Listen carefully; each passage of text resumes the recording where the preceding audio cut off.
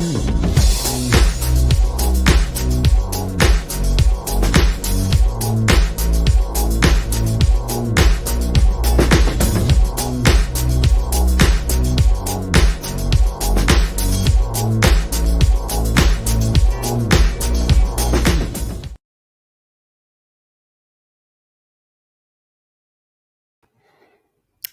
hello and welcome to this 32nd edition of the Echo Chamberlain livestream.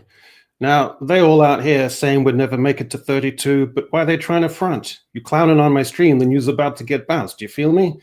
I know that I'm all up here and you need me to be all down here, so I'm going to pump my brakes for a second, but you better back your ass up because I keep it 100%, all right? So now I'm about to introduce the crew. My first guest. Okay, just to let you know, your boy going to be bigger than Jobs, bigger than Gates, bigger than Pym, bigger than Stark. Come on, it's Greg Owen. Yo, what it do on the really? Word up! I wasn't prepped to be so relevant for the youth. I don't have my binder or anything, but I feel cooler binder used that way. Skibbity, yo. Skibbity, there you go. The kids here in New Zealand, they say Skibbity, Ohio for some reason. Or they say Sigma, Ohio. That's like a nice pairing they have. I don't understand. I don't know what that is either. I don't know why. I don't know. I have my own kids, and you know what the funny thing is? They don't know either. They just say it. I'm like, what is this shit? What is all that? They don't know either. They have no clue, but they just do it. Yeah. Well, are you excited for? I think they're going to increase the debt ceiling by $5 trillion in a day or two. It's exciting. So it's going to go from what, 37 to 42 trillion? That's exciting. The money doesn't even the numbers don't even matter anymore. We're counting points on whose line is it anyway at this point. With our budget, it doesn't. Nice analogy. Yeah, no, it doesn't. It doesn't matter at all. We spend on whatever. We'll just. Who cares? Who cares? Yeah. All right. Well, let's bring in our second guest. The money above him will never notice his brilliance until he forces them. He's going to snatch every iota of power, and they're terrified. It's Despot of Antrim. Hey, white people. Yo, what up? What's going on? How's the broiling hot, steaming South Korea at the moment? Very hot. Yeah, it was 31 degrees yesterday. I think my internet's shit, so I'm gonna go fix it.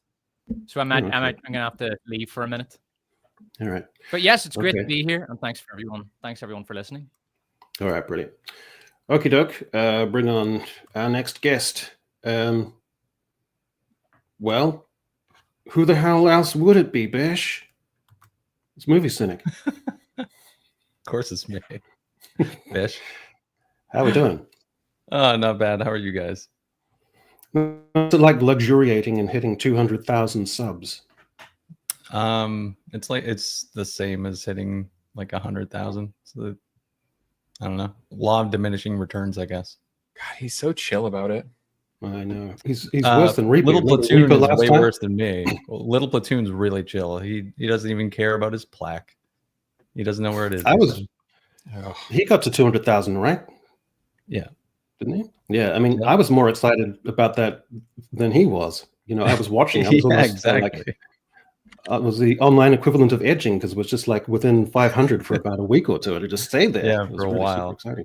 I remember. I had to remind Reaper. I had to tell Reaper that he was on the cusp of 100,000, and he went, "Am I?" And he had to look it up for himself because he just doesn't care. It's the strangest thing. Some people just don't care, man. Yeah. All right, and on to our last guest. Well, she's wrapped up in some sketchy shit. I don't know what it is, but it ain't from around here. It's Kristen McTiernan. How are you doing? Making your return to the Echo Chamberlain live stream. How are you? Doing well. Sketch as hell, and I love that you're appropriating my culture, but I forgive you. Yeah, I mean, Greg, am I wrapped up in enough inoculating layers of irony for me to get away with this, or am I in trouble? What's going on? I think what you need is some skinny jeans. I think that would really help out a lot. And I don't know, like the kids aren't wearing scarves, but I feel like maybe it would be another layer if you went beatnik and backward and you did the scarf thing as well. I don't know. I feel that if I'm in New Zealand and I do it with a deliberately kind of pseudo-gentrified accent, so I'm being heaped in layers of irony, and we're also talking about the media content that's teed up, I feel there's enough inoculating layers. irony I like it. for me to get away with. I'm good with it. Okay, well, I'm going to live with it. Anyway, so the world of publishing, Kristen, I'm out on submission at the moment, and I've had some full requests. Had like 4 or 5 of them. Oh, And it's good. that's exciting. Yeah, it is exciting, but it's also super stressful because it means you're super closer to what you dream of and what you really want. So that means the crash will be even worse if it doesn't pan out. But I don't know. There's always chances and opportunities, but it's like I said, it's stressful. Let's see if Despot has how's things with the tech. Yeah, a bit better now. Okay. All right. Well, welcome everyone. Let's get straight into it. I'll just bring up the thing, and we need to talk about obviously the most important thing to me and to Greg as well, which of course is K-pop Demon Hunters. Greg, come on, this show was astonishing. It's unbelievable. It starts off and you just think it's going to be like a zippy, fun, campy show. But what I wasn't expecting is that with extraordinary narrative economy, by the second act, you're already ensconced in something with deeper meaning, with deeper themes about shame, about identity, about friendship, about love, about found family, about redemption. All of these themes coming to the fore in this perfectly executed, beautiful show. So I'm all about the show, Greg. Yeah, I'm glad other people agree. I was shocked by the storytelling quality of it, and like you're saying, the economy of it. I think the music plays in really well. The musical lyrics play in really well. It does a great job, like a musical should, where the songs actually play into the themes and the plot, and they advance it and they fill in the backstory. And yeah, I was astounded at how well of the production was put together, because I thought, hey, it's going to look cool. I'm going to watch this anyway, and looked incredible. Very pleasantly surprised. Yeah, because you were going to sit down to watch this in a kind of like cheesy, family, ironic, kind of like goofy kind of thing, and then it must have like turned into something more profound. It's extraordinary. It did. By the end, I mean, I was emotionally invested in this, and this little relationship that they had going on. I mean, like, I was surprised at myself for being so as into it as I was. Yeah, the chemistry between Rumi and Ginu just sizzling off the screen, and plus some cool action scenes. The animation looks incredible with the death. The animation is beautiful, because we're going to talk about Ilio a bit later, and we'll talk about what's wrong with that animation. But the animation it's so dynamic and just fun, entertaining, great to look at. I mean, even look at the color combinations they've used in the top left there.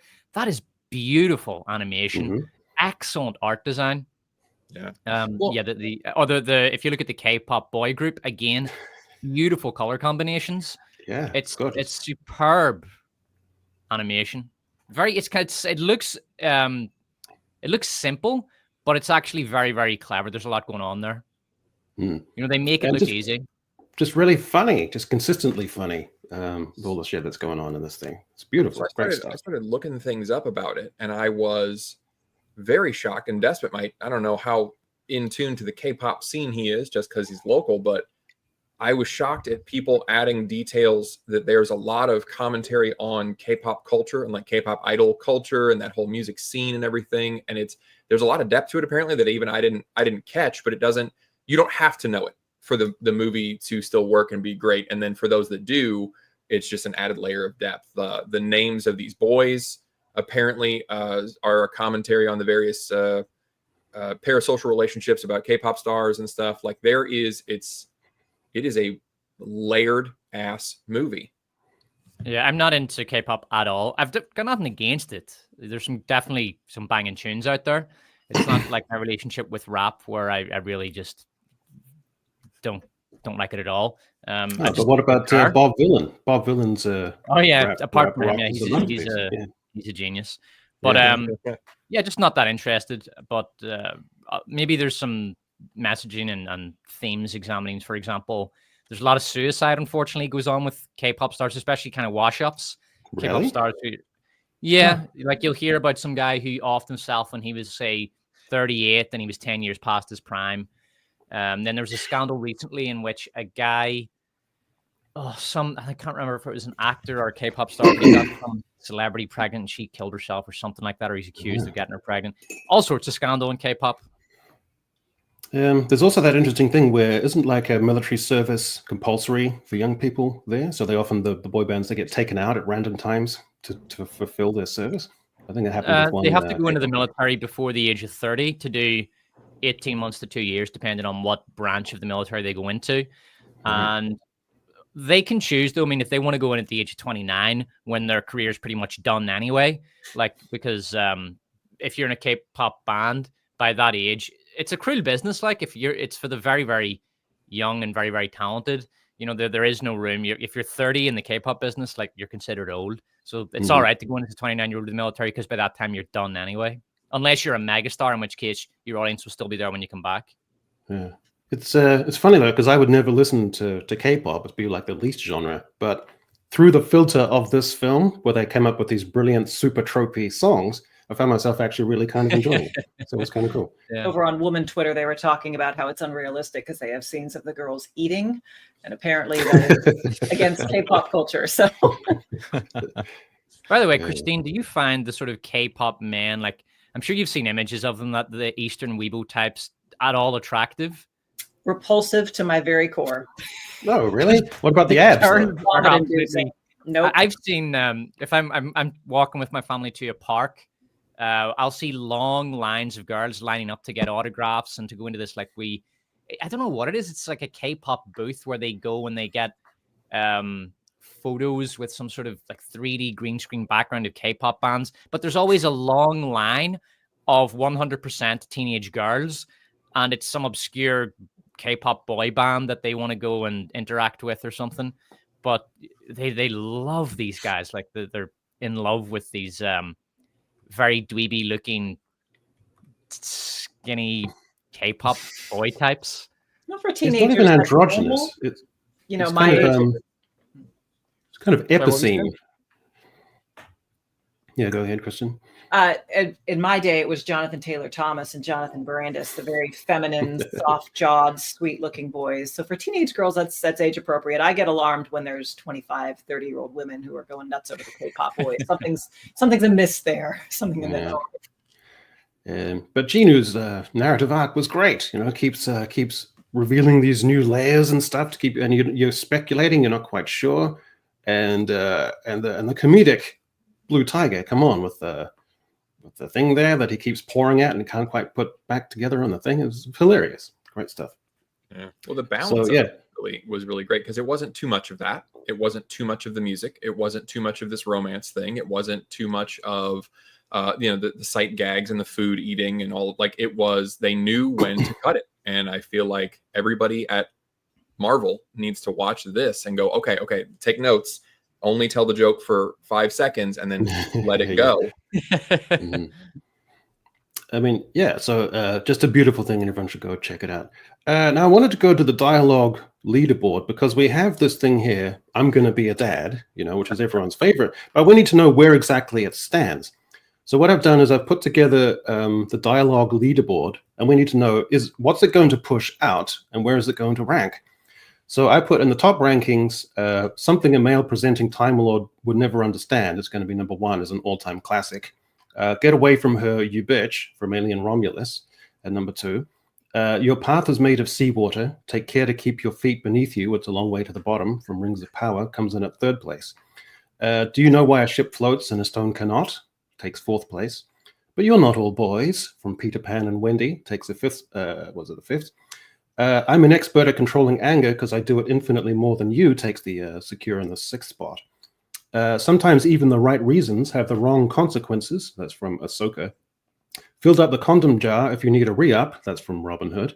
Sauron used me, and under his hand was played like a harp, but to a melody not of my choosing. Again, Rings of Power. And the Jedi are good, the Jedi are bad, from the Acolyte. So on the dialogue leaderboard, we're going to keep this as a running thing. So whenever there's a new banger that comes up in the culture, some new show spits out some stupid line of dialogue, we have to decide if it's going to go on the leaderboard and if it earns a place. So I'm going to be a dad from The Last of Us. Where do you guys think it should place on the leaderboard? Well, we should start at the bottom. I think it's definitely better than the Jedi are good, the Jedi are bad, because at least the Jedi are good, the Jedi are bad. They're having a debate. You know, it's little girls engaging in debate, and it's perhaps not the most sophisticated level of debate, but you've got to start somewhere, right?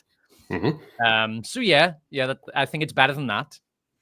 Sauron used me, and under his hand I was played like a harp. Again, I could see a woman who's perhaps not particularly articulate. She's not the most eloquent, coming up with a clunky metaphor like that. So there's a redeeming aspect there. So I could put it above that. Filled up the condom jar for me to re-up. Now I'm struggling. Greg, what do you think? Yeah, it's a little bit deeper now.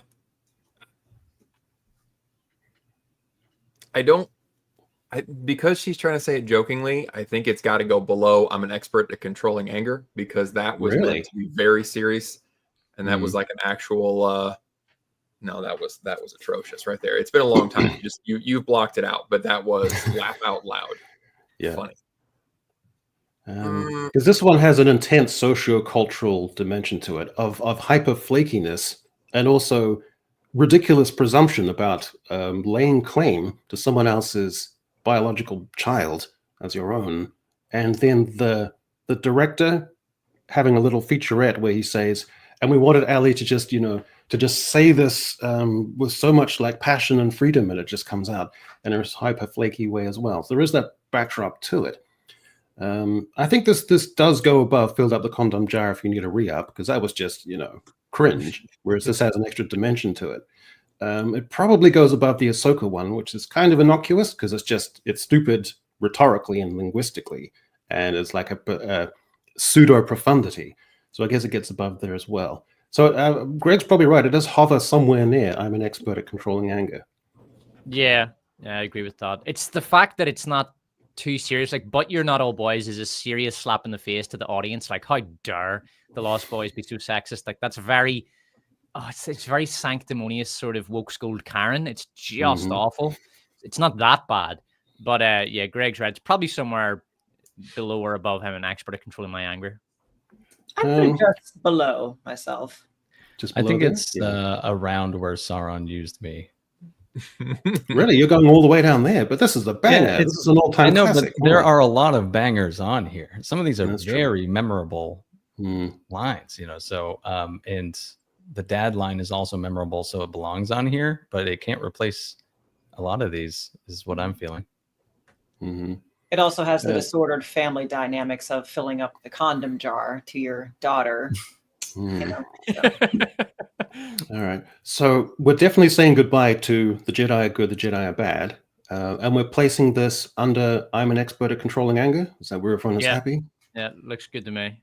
Okay. All right. That's going to be the new one. A couple of others would Toot Toot from the new show we just watched. Would that get a look in, do you think? From Slug, the espionage computer specialist with the long nails, saying, I don't want to toot my own horn, but I'm like wanted in the whole city. Toot toot. Does that get a look in, or is that just not? I'm gonna wait until the series is over because I bet it gives us another golden. I thought the best piece of dialogue they've come up with was "Hello, black people." Like that. Yeah, that was pretty good. Personally, my personal favorite. I knew the comments of my video were saying that black people talk like that, though. That was the defense. They actually talk like that. They really do. Black people will walk into a room and say "Hello, black people," like unironically. So now here's the thing: if they think it's just people of color in the room, I'm married into a family of color, and there have been a couple times, oh, good morning, black people. Oh, then they'll like, code switch, I guess they call it. It's like code switch. I like that. So that is the thing that people do. Yeah. I had an old black woman explain this to me because the folks that live behind us, if a black family lives behind us, and our kids play together. And their son is a little older, and my son was acting kind of like a jackass around him. And I was like, dude, you just I can see what you're doing. Like, you're trying to impress this kid, and you need to quit. Like, you can't play with him for a while because you're just being ridiculous. So this kid told his parents, hey, he can't play with me, but didn't tell him why. Details got lost. So this kid's grandma comes out to me, and she is like, if you're thinking old black Southern grandma, like, you're picturing this woman. Like, she's the most stereotypical, even had kind of a wispy voice. And she wanted to make sure that her son didn't do anything wrong. And she had assumed that he had said something offensive. And I'm not going to hurt your channel here, but she goes, in our culture, I just want you to know, he didn't mean anything by it. It's very normal for us to greet one another by saying, what up, my ninja? And and that's a normal thing. We do that, so I don't want you to be offended. And I'm trying to keep a straight face as this old, polite woman so politely and sweetly explains to me that is such natural vernacular. And I'm like, ma'am, that's not what the issue is, but I appreciate the clarification. Thank you so much.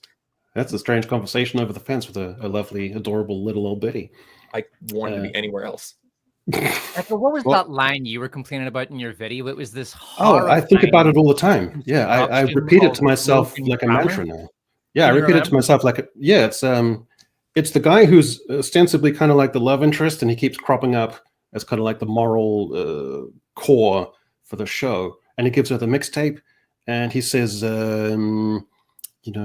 something positive, and then he says, I mean that not just colloquially, not entirely pejoratively. And I'm fascinated. But it's like if I'm waiting for the kettle to boil, if I'm looking at the post, I'll just repeat it to myself like a mantra over and over because it's so weird.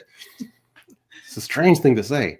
I looked into it, and one of the writers is like an urban poet who gives guest lectures and tours around colleges. And so I guess that was her little interpolation. She thought that's got a cool, sassy rhythm to it. But it's just so strange. When I made my video, that's literally me just stuffing up trying to say it like colloquially, and so I had to do it like 3 times just to get the language out because it's such a strange, unnatural construction to say. It's kind of antiquated now, but there was a terrible time around the 2010s where people would just like bust out some slam poetry on you in normal conversation. And it's like, no, if you want to hang out in this house, you have to stop. Like you had to have an intervention. For about 5 years, CNN would have a guest commentator who was a black academic who would just occasionally drop into that kind of stuff. And I think CNN felt that it was like authentic for them to have that on. Was it the bald woman or the man with the glasses and the tall hair? I know exactly. Man with the glasses and the gigantic gap in the front teeth. That guy. Yeah. Mm-hmm. Yeah, that's actually who I was picturing when you said that. Yeah. So the showrunner, like it's impossible to parody this show because I was trying to look up who's in it, and the showrunner is Shanaka Hodge or Chinaka Hodge. I don't pronounce her name, but she's the one that's like famous for being an educator and a poet, and a lot of her poetry is about gentrification. And I thought if I was trying to make fun of this show, like, haha, it seems like they hired a liberal professor who writes poetry about gentrification. I can't top what they fucking did to write this show, and I don't know how to explain how powerful that is. Well, Greg's lost for words. So I'm going to be a dad finds its place on the leaderboard. So it's going to be hard because, it takes a super banger to get onto that leaderboard now, but we'll just keep it there as a running thing. Ilio. Well, geez, my face is red. I've got egg on my face after I speculated this might actually be endearing and nice. Should have my head examined. Turned out to be one of the biggest blah nothings. Made 22 million on its opening, which is staggering. Absolutely crazy stuff. So desperate, I don't know why I should just listen to you all the time. I don't know what's wrong with who me. saw this? Just me and Right. Greg. Man, I went to see this 2 days ago, and if I hadn't had like a triple shot coffee, I would have fallen asleep in the theater. This thing was horrific. It was so boring and messy. Here's how I look at it. And I'm going to use an analogy. Imagine, and I know scatological humor is overdone, but bear with me. Imagine a giant pile of shit, right?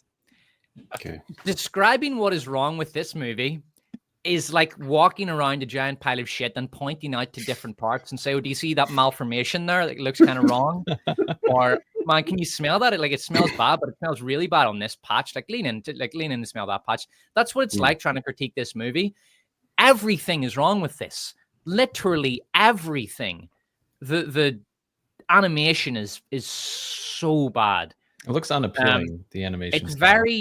It's very informative, actually. If you're studying animation or you just want to know a little bit more about filmmaking, this is how I found out about the rule of thirds, actually, because Film Talk, they were talking about this on their channel, Film Threat, and basically you've got the rule of thirds where you divide the screen in 3, and you want the action happening a lot of the time on either side of the video. Hopefully, Despot will do a video on Ilio.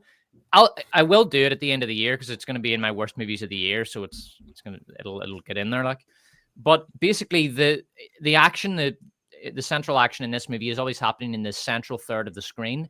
And it's not just that is a bad idea in and of itself. You can do it like on occasion, but it's 100% of the shots pretty much. In 100% of the frames, the character in the shot is right in the center. And it's just this visual monotony. It's so boring to look at. You get it. I mean, once you see it, you can't unsee it once you know what you're looking at. But most people wouldn't know why they're so bored visually looking at this thing because they don't know the role of thirds. But once you see it, you cannot unsee it. It is just horrible to experience visually. Greg, what were your thoughts on the animation? What bothered me the most about it is that this movie lacks any sort of character, like in the background. The movie itself is very bland. Like you have a space station full of aliens, and you had the chance to really go crazy, and not just. And this isn't just a Pixar thing, although they are really good at this traditionally. But any animation studio, you should be paying attention to the environment. There should be environmental storytelling. If you're going to have an alien space station with aliens, you want to. That's your chance to do something. How do they interact with the environment differently? How do they get around differently? How do they speak differently? What does their design say about their character? If you look at other really famous animated movies, I was talking about this, I did a short review, but just if you look at Lilo and Stitch, you have the big shark general guy, and his design, everything about him says what you know about. He's gruff and he's just going to explode problems. That's how he solves them. The Grand Vizier lady, whatever, that's hosting the trial, she's tall, she's slim, she's elegant, she's clearly in charge. She steeples her fingers as she speaks. Like everything about her says authority, but regal authority. Even other ones you look at, like How to Train Your Dragon, the original animated one, Stoic. The Vast is fucking big, and the other kids that Hiccup interacts with they look like their personality. And in this movie, and you just go on and on, all these famous animated movies. Well, yeah, just to jump in there, like if you took The Incredibles, if you just literally had just the black silhouettes of each of those characters, you'd instantly recognize what they are just from their profile. Yeah, and this is just, it's so just bland. I learned this little shortcut about character design when I was studying Concord. You remember Concord, that video game that bombed and the character designs were infamously terrible? So I did I was studying character design a little bit from a video I did on that. And one shortcut I learned is, even if you don't know much about character design, just look at the character and ask yourself, what does the design of the character tell me about the character's personality or behavior? What does the design tell me about the character? And you just look at this poster. You got the slug on the left. What does the slug, Kristen, I'll ask you, what do you imagine the character on the left there is like, that slug thing? I picture him as an alien kind of sweet simpleton, like the golden retriever from Up, but perhaps less endearing. I think more like those tiny little creatures they put under a microscope, which just have a mouth and they're like a bacteria. Water bears. Okay. Yeah, Kristen actually got it. That's a fairly good summation of the character. So I suppose it communicates that somewhat well with its dog-like big mouth and the tongue hanging out. But that's kind of what that character's like. But it's so bland if to look at it. It has no features. It's two-tone. And it doesn't have a face. It just has a hole in the middle. It looks kind of like a penis, actually, like a diseased penis. You're saying that this animation style kind of evokes Steven Universe? Grubhub. That's what that is. Yeah. Also, this is beanhead animation. All of and Pixar do this now. They did this in Strange World. Everyone's head is just a bean. Even their bodies have kind of a bean shape. And it's really boring, monotonous, and repetitive visually. Everyone and everything is just a bean. And Pixar seem to be allergic to right angles. Like everything is curved. There's no geometry to anything. It's just so bland and boring to look at. And environments are getting more and more abstract. You don't know where the boundaries of things are in these films anymore. It's just these huge, amorphous, boundaryless, abstract, colorful, soft, glowy kind of landscapes everywhere. So there's a lack of boundary to as stuff. well. Like look at just the lack of contrast. Where's the shadow? Well, there's like one. No, this is a shadow Grubhub commercial. bridge. This is a Grubhub commercial from 2020. I used as That's what I'm saying. convey. But this looks like a lot of these Pixar animations. There's no contrast. Everything is overexposed. It's too bright. It's too shapeless. There's not enough geometry. It's just hideous. Yeah. Well, and then like I wasn't a big fan of Pixar's Elemental, but there was, like I said, there was character to that world also. It wasn't just the characters. They really fleshed out the places where they live, the cloud people and their accommodations, the fire people in Firetown and all of that. Like they really made a whole world instead of just, let's just stick some generic colors and alien, like, and if you, I don't know if you have any screenshots of it, it's kind of hard to find, but like the communist verse where they go it's every color under the fucking rainbow. There's no cohesion whatsoever in this place. Like Despot is absolutely spot on. Like it's so overexposed. Everything is bright and cotton candy colored. It's a giant rainbow blur.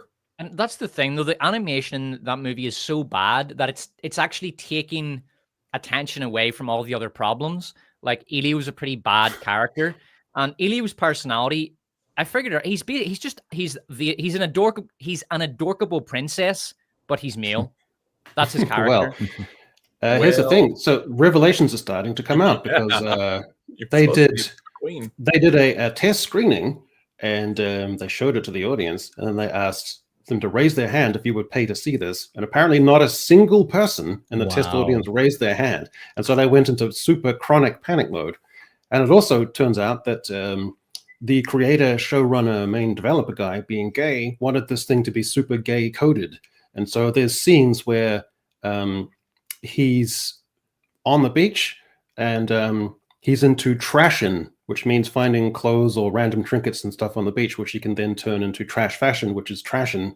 And then there was supposed to be images on his bedroom wall that would be queer coded as well, until the executive stepped in and said, literally, we need to make him more masculine. So this is his masculine iteration. So I can imagine what was prior. So it's really strange because that goes beyond strange, man. I'm calling this shit out. That is pedophilic. This is a pre-teenage boy. You don't want to sexualize a character like that and suggest that he's into dudes. That is really fucking creepy. Well, let's go through it because it's starting to play in my mind because I'm usually liberal about this kind of thing, but there is a theme. You remember what was it? The Italian one? What was it called? Rocco the Luca. And again, that was super queer coded as like a queer awakening, where beneath the surface of the water they're fish-like, and above the surface it's like person-like. So that was super queer coded. And then you had Elemental had its first openly non-binary character, which was Pond Ripple or River Ripple, the guy in the middle. So I don't know. I guess he's literally gender fluid because he's made out of water. Then you had Lightyear, which is a Disney one, which had the lesbian couple raising their son there. Raya and the Dragon, whatever it's called. And the actress doing the voiceover said that she deliberately voiced her over and characterized her as going on a lesbian gay character arc. And then there was a Strange World, which was literally a young teen blossoming gay romance. So this is all in the last 5 years, and it's pretty hardcore in its themes and stuff. Even for me, when I'm pretty liberal on this stuff, that's getting up there with the messaging. Yeah, there's nothing wrong with having the queer content. I mean, I went to see a movie last week called Queer. Jesus, I could talk about that. That's one of the worst things I've seen over the past year. And it's not due to all the gay sex. It's just an abysmal film. It's the same guy who directed Call Me By Your Name. That guy is yeah, I've shifted on that guy now. He is the biggest modern phony, most pseudo-auteur there is out there. So I've done a big shift. Have you seen Queer, Echo? Not yet. Okay. All right. Well, look, just, be warned. It's one of the worst fucking things you'll ever see. But if you watch that movie, you will come to absolutely detest Luca Guadagnino. He is just a pretentious. So we're gonna have to do we're gonna have to do a special stream, just like bros, like we did last time on this. Yeah, we'll do Queer, but there's whatever, and we'll not talk about Queer. But look, it's its own wee thing. It's a niche piece of Oscar bait trash, although the budget was way too high for it. But that's what gay cinema should be. Very niche. It's okay for gay stuff to be marginal because it is a marginal community. It's there at the margin society doing its own thing. Nobody's bothering them. That's fine. They can just make their own wee low budget movies for themselves. And there's nothing wrong with that. Not everything needs to be corporate and mainstream. And when you do try to make everything gay and shove it into audiences' faces, even though mainstream audiences aren't gay and are not into this shit, it's going to bomb. It's just leave it in its own wee niche. That's fine. It's very frustrating and it's very annoying. Not everything needs to be corporate slop.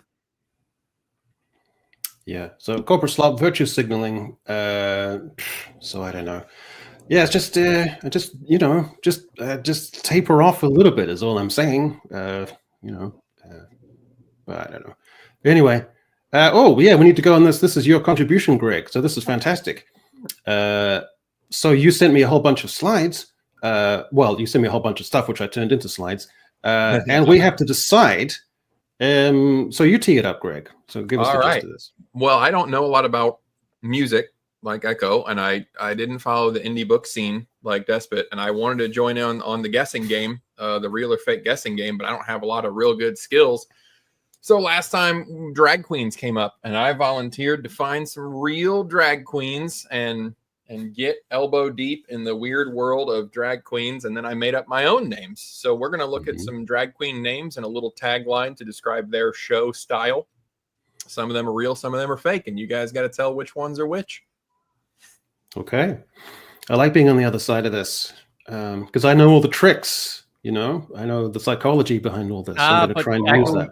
Greg knows the tricks and the psychology, but you don't know that he knows those tricks. So he could be. Yeah, but I preemptively know that he's going to do that. So by, I can put it through that. So knows that you preemptively know that he knows that he's going to do that. So he might turn that back on you. You know what I mean? Yeah, but he thinks that he's 10 steps ahead of me, but I'm playing 3-dimensional chess with him, where he thinks he's playing 4-dimensional chess with me. But anyway, so let's try our first one, and we have to decide if it's real or not. So silky nutmeg ganache, munch, munch, crunch, crunch. This Southern belle is here to eat the lunch. That's right. No, Greg has to read them. Greg has to read them. Yeah, I think that's fair, yeah. I want to hear it in a mellow, subdued Midwestern accent. I think. I'll read them as echo as I can. What out of that? Silky nutmeg ganache, munch, munch, crunch, crunch. This Southern belle is here to eat the lunch. Silky nutmeg ganache. It seems my initial reaction is it's too ridiculous to actually be real. But then I know that it's always good to start off by having one which is as ridiculous as possible, but also real as a little introductory thing. So I know that's usually the logic of how I do it. So I'm going to say that even though it's preposterous, I'm going to go over the top of that, understanding and filtering Greg's irony and preparation for this, and I'm going to say real. Under the same logic, I say real. I think Greg is going to try to make the first one look fake by choosing the most ridiculous real one that he can. Exactly. Yeah, that's the logic. Kristen? I think it's fake, just because their names are typically derivative of making female parts and femaleness disgusting rather than maleness. So I think it's fake. Then again, though, Despot, has he... he's gone almost like in a thesaurus of things. So like texture, food stuff, like spice, and then he's also gone obscure food stuff. And he's just done little iterations of that and put them together in a way that kind of seems fun. So there is a little element here you could detect of, he's enjoying doing this one. There's a sort of hodgepodge artificiality to it as well, isn't there? So there is that. But I'm going to stick with my original. Yeah, Cynic? Well, last time I played this, I built some momentum because I just... No, you didn't. You were terrible last time you did this. I think I got 50-50, dude. That's not too bad. You were slow out of the gate, if I recall. I was slow out of the gate, which I'll probably be here as well. I'm just going to say fake so that it's a 50-50 split. We'll see. All right. Okay. Well, shit. Echo and Despot they've got me figured out because they were correct. This is real. Yeah. Silky nutmeg ganache is very real. Contestant on RuPaul's Drag Race, and the munch munch crunch crunch that was what she would say when she would come out onto the stage. Does he really have vitiligo, or did you add that? No, that's my generic one I have for all of them. Okay. Okay, right. All right, next up. I wonder if I can clean sweep this. I don't know if I can. Shanga Laala tatas. Is this queen a heavenly dream or a drug? She'll Xanadu you right and leave you craving more. Xanadu is too slick and wink wink as a cultural reference. That I don't think the bulk of drag queens are going to be. I don't know. Maybe but Shanga Laala Tatas. I go fake on this one. I think it's got too much of a kind of 60s Vegas sleaze element to it, which seems a little retro and retrograde. And I think the Xanadu thing is just a little too cute. So I'm going Greg's made this one up. I think Greg made this up because it's too verbose and it's not disgusting enough. There's nothing really gross here. So I think this is fake. I also think it's fake for the verbosity. I think the announcer would hate this queen if they had to say that. Yeah, I believe this is also fake. It's too wordy. Okay. Well, Greg, you got an extraordinary. I gotta tighten up the language. Obviously, that is Shanga Laala is fake. Don't feel bad, Greg. This is your first attempt. Actually, when I did indie movies, Greg scored. I only got him once. He got 9 out of 10 on the fucking thing. Yeah. Well, you nearly got me with Vibushnuken Nokushnoken, whatever it was called about the. That was right on the edge, that one, but I just reined it in time. That was a movie I made up about a Palestinian refugees in Germany. But yeah. Okay. All right. Up next, we have Tammy Brown. She's not from this planet, or maybe just not from this century. Expect weird. Right to the point. Yeah. Well, I like expect weird. That's quite vernacular. I like that. Like my face. I like the sort of insinuation that there is some sort of fecal aspect to it. Tammy Brown. So it feels real to me. But here's the thing, because Greg he knows that from time to time I'll do a feint where I'll make it deliberately kind of vanilla to try and get you that way. And I think what he's done here is that he's gone for a vanilla one, but contrasted with that is the expect weird, which I quite like. But he might have interpolated that from some other resource. If he's tricking us here, then he's earned a point because I say this is real. I say real too. I'd say fake just because it's too vanilla, and if it's an allusion to something, I'm not getting it. So maybe I'm not depraved enough. Okay. Cynic. It seems like someone really wrote that because the ending, just 2 words, expect weird. Yeah. Yeah. Seems real. Okay. Damn it all. I did try to throw a vanilla one in there. That is real. Tammy Brown is real. You guys are 3 for 3 right now. Yeah, well, if you come for the king, you better not miss. Right? I know. I know how this works. Next time we do this, I'm going to have my wife do it because nobody knows her. It'll be. That'll be perfect. Yeah. Okay. All right. Next up, we've got Meatball. Body Yaddy Yaddy meets Body Horror. This queen's comedy is spicy, sloppy, and served with sauce. Well, this is character dependent. So if you have the individual is quite plump, is well padded, that could be part of their aesthetic. So they've got huge shimmering dresses, full length, to cope with the body weight. So maybe they're leaning into that. Meatball, but it also seems too self-disparaging which jars with the notion of self-empowerment and fabulousness. So I think there's a clash there that seems incongruous to me. Spicy, sloppy, served with salt, it seems a bit much. So I think that there's a tension there relationally and aesthetically. So I'm going to go that this is fake. I'm going to say this is fake because of the words body horror. Big red flag there. It's not empowering enough. If this really was a guy called Meatball, it would be like, I don't know, huge, hot, and sexy, something like that. It would be trying to empower this 300-pound blob who likes to dance around in dresses. So it'd be the body horror is what throws me off. That's a bit of a red flag for me. So this feels fake. Yeah, same. Self-deprecating humor has very firm limits in any kind of the LGBTQ community. So I think the body horror line, I think it's fake. Okay. I'm saying it's real because there's no way Greg says body yaddy yaddy. Let's find out. It is in fact real. Meatball. No way he's saying body yaddy yaddy. That's from a song. God damn. Greg didn't make And that it up. is it's a sloppy, weird, nasty show. Some of them they get a little gross. Wow. Body horror got in there. Jeez. Oh. So, you know, Look at my that. face Cynic is red. ties you guys up 3 across. Yeah. Kristen, you gotta pick it up. Kristen, I'm so bad at this. I'm so vanilla. I'm terrible at this. All right, I gotta sharpen up here. all right. We've got Flopsy and Mopsy, a true sister act. These fluffy ladies will make you want to hop on down their bunny tails. Flopsy and Mopsy. That checks out. That seems legit.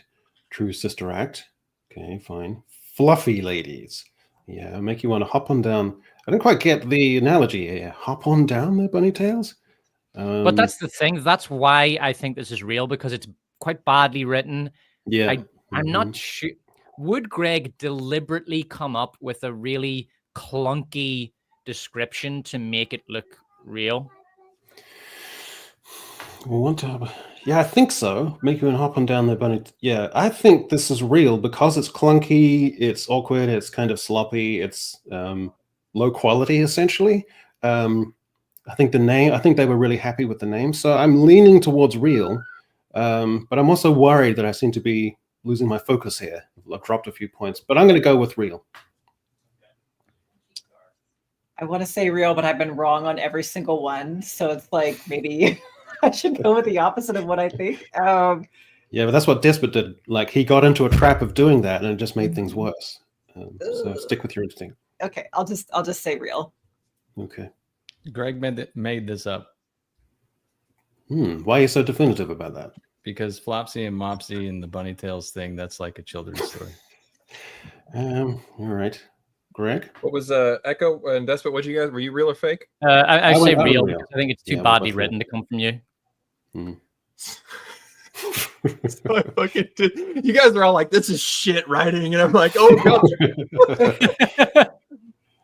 I made this one up. Bring this one up. Like, I'm Yeah. glad I fooled you, but I'm also terribly insulted. No, but it makes that's the brilliant thing. You imitated the bad writing Yeah. that they put out, so it's actually good writing from your perspective. Right? Yeah, exactly. Yeah. I mean, think of the top 100 Billboard songs that I've come up with. They're not exactly Pulitzer Prize winning masterpieces. So right. So, and that's the thing. Sometimes if you just get dumb, it's like, oh, crap, Exactly, those are the trickiest ones. Kristen, you should have trusted your gut. yeah, It's jeez, just what like is that, that's Kristen? the problem. I was thinking about because when my mother says turn left before GPS, we always know that means turn right because she is wrong every time. I think, So- yeah. Greg, does Kristen have any points? One Oh, point. One I point. didn't even know I had the one. You're on the board. Okay. All right. Jenny, part dream, part nightmare. Her show is a coin toss of curiosity. See, the thing about this is that it's quite creative. I actually quite like this. It's almost got like just one tiny drop of sophistication in among the cesspool of rhetorical nonsense. Jenny, part dream, part nightmare. Her show is a coin toss of curiosity. Again, I lean real. Part dream is a coin toss of curiosity. Yeah, so there's one like the angel side, and then there's like the dark leather BDSM side, and that's like the shtick. So I think that's where that's going. I think Greg's going to pull one over me here, but I'm going to go with real. This one feels real to me because it has a lot of depth. Greg would have had to actually sit down and make a kind of legend to go with this because it does describe what you would expect from a drag queen. Where they have, I'm imagining that the drag queen comes out and he's initially dressed in a big fluffy white thing and he does a nice dance and then he throws it off and there's BDSM gear underneath. So that's what I'm guessing. So it feels very real. If it is fake job, Greg did a great job with this one, but it feels real to me. But there's one other element, which is it seems to give too much agency to the audience, which I think that a drag queen would be unwilling or unlikely to relinquish, where it gives the agency of the audience to sort of be part deciding which side of it's going to be at any one time, that there's a prompting element to it, which seems I'm not sure I would go with, but I'm sticking with you're my initial overthinking it now, assessment. Echo. You're just Yeah, I overthinking. know. You're gonna It's in my think head. yourself into losing a point. Kristen, what do you Okay, think? I'm going with my initial assessment that it's real. I think it's real. We'll see. This is real. It's real. Isn't or is? Is. Okay. Swept y'all. Made this one up. Wow. Damn. Good job. Well done. Good Again, job, I Greg. don't know that I No, like no, this no. game because like the fact you that deserve you're that like one, Greg. so realistic. I feel like I feel like I know too much about drag queen. That's not good either. No, you earned that point. That was That's a good quality that's a point. good one. Very good quality. How does it feel, Greg? I've had a couple of three-time clean sweeps of a panel, and it's quite an accomplishment. So how does it feel? It feels good. It feels like I really got tapped into my inner drag queen, and I actually did create that backstory. I was like, ooh, she has like a 50-50. So just to keep score, Kristen is now 1 from 6. Is that correct?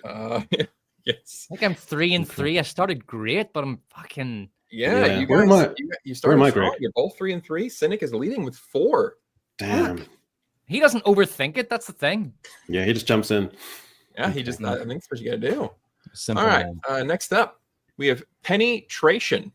You don't have to ask. This big, beautiful 90s glamazon is always in. I'm gonna trust my gut on this one. My gut says real, so I don't want to overthink it. What? I think I'm gonna go with the movie Cynic method and just trust my gut and say real. But I think even by the standards of this, I think it's too gauche, it's too gratuitous, it's too obvious. There's too much of a trash element. I think Greg would have relished and got a little bit of sort of enjoyable self-congratulatory titillation about dredging up glamazon, 90s glamazon. I think culturally he's left a red flag there.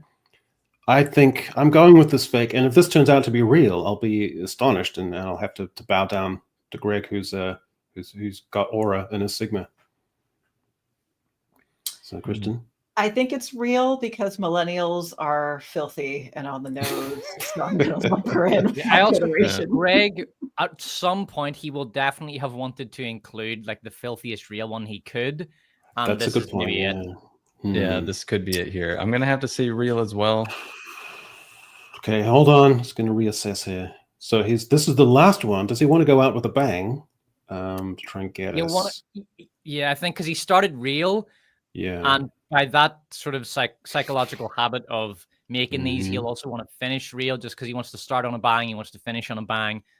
There's that overthinking again. Okay, I'm switching. I'm going to real. Greg? Well, I swept y'all last time, but y'all got it this time. Penetration is very real. I saved you there, Echo. You saved me, yeah. Thanks, Brian, for my back. You guys got my psychology down too, because I really did. I grabbed the nastiest sounding one, thinking that I made it up. Yeah. All right. Well, what's the leaderboard then?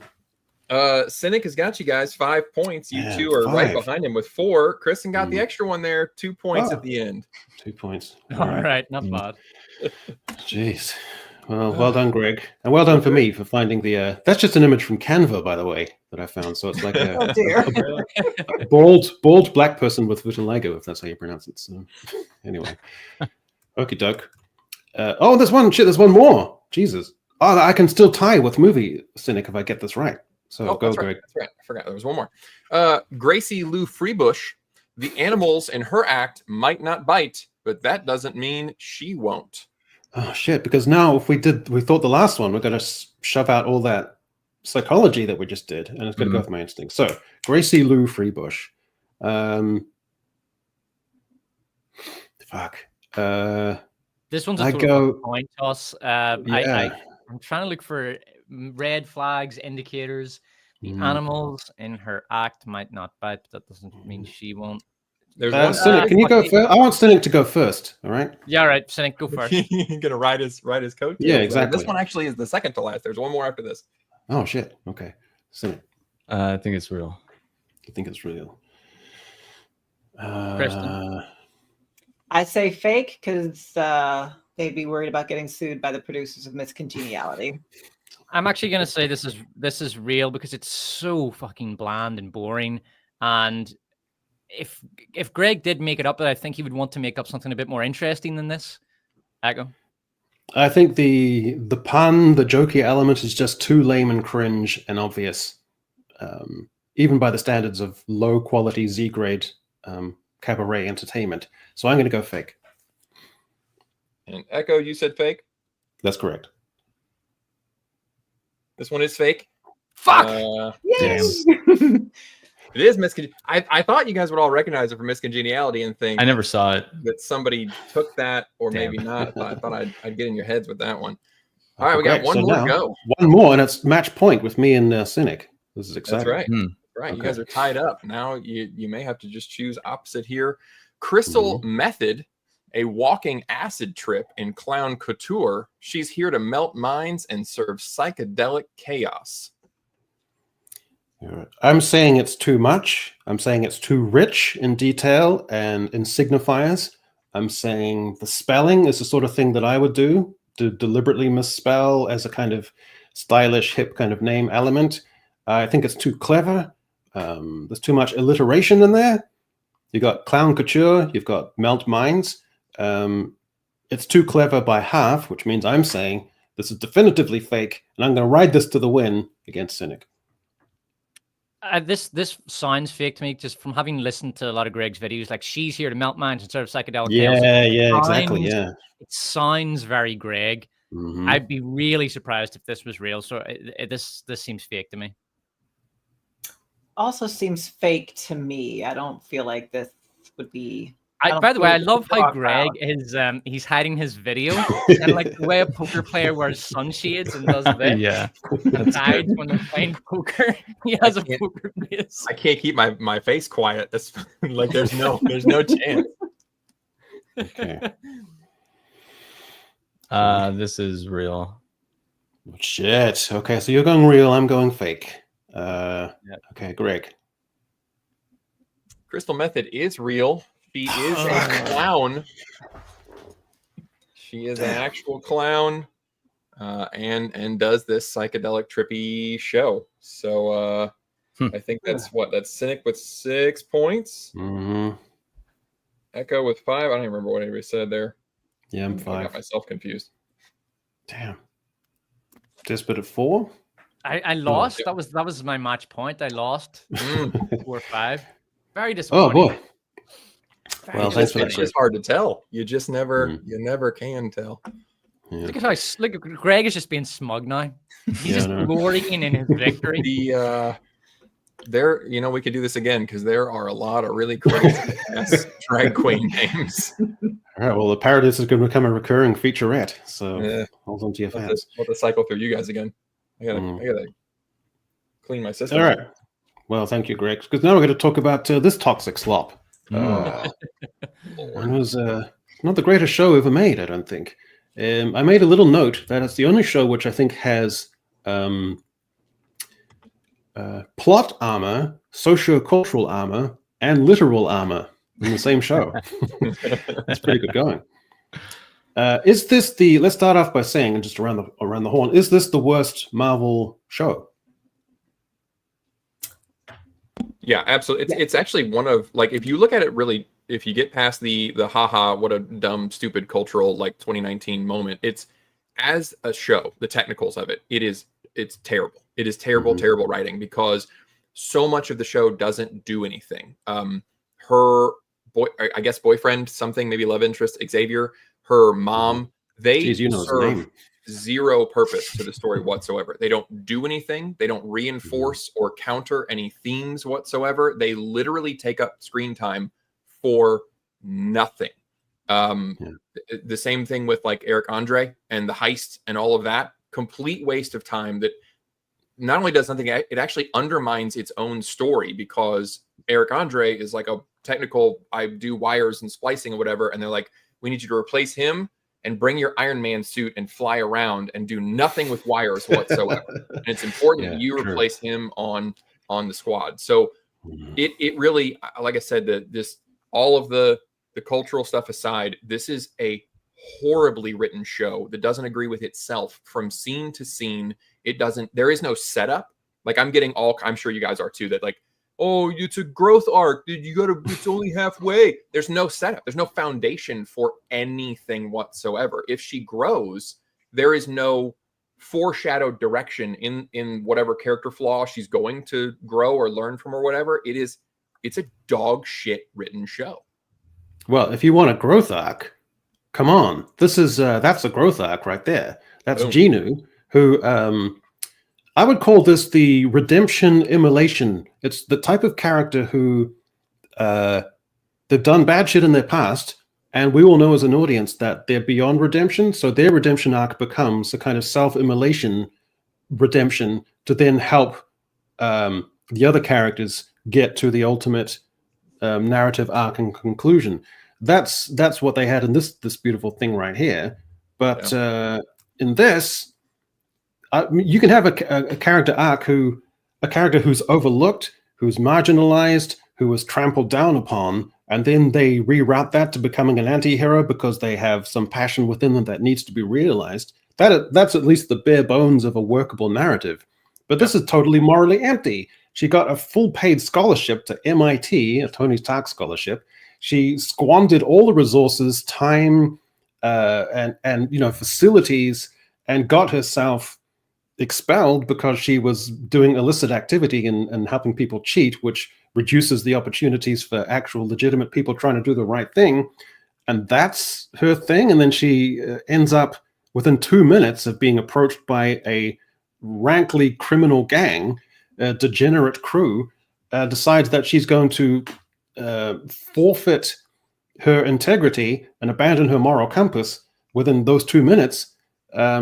So the idea I think they have is that what might otherwise be seen as morally dodgy becomes a coded assertion of defiance, a self-definition. So surface level defiance as moral substance, which is ridiculous. And she's joining a crew, and this isn't Ocean's 11. This is like a bunch of people who go in and maim, punch, break the bones, hurl across the desks, just normal security tech dudes who are just there working the night shift. So it's horrific. It's terrible. I can't believe it. That's what I'm saying. You know what it is?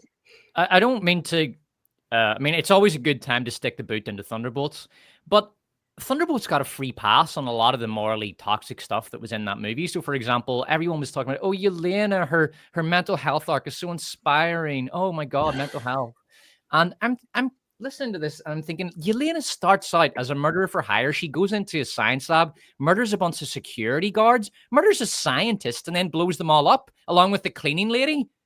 Like, she's worse than Ironheart. Ironheart doesn't. Yeah. Like, this girl is bad, but she doesn't like murder people. At least not in the 2 episodes I saw. Although, to be fair, in her introduction, she did bomb a police patrol. But it's bizarre. Like it's like Marvel fans are picking and choosing where they can and can't criticize Marvel's utterly disgusting, toxic, inverted morality that they adhere to. But honestly, man, Thunderbolts is every bit as immoral in the character of Yelena as this piece of shit is with what's her name, Ironheart. But I mean, this is definitely the worst show. Do you know what really annoys me though? I call it stage ebonics. Are you familiar with that? I like that. Yeah, stage ebonics. Are you familiar with stage Irish? Do you know what that is? Stage Irish? No. All right, you've seen Rings of Power. You know the trailer trash hobbits? Mm-hmm. They speak in a stage Irish accent. Their accent isn't real. No one in Ireland speaks like that. So, for example, I'm from the north, so I have a fairly typical northern accent. Conor McGregor is from Dublin. He has a fairly typical Dublin accent. The accents, Colin Farrell, he's from the west. He has a western accent, right? Those are the 3 main accents. Oh, what's the guy in Mobland? He was saying that he had a Kerry accent. What's a Kerry accent? That would be west. Okay.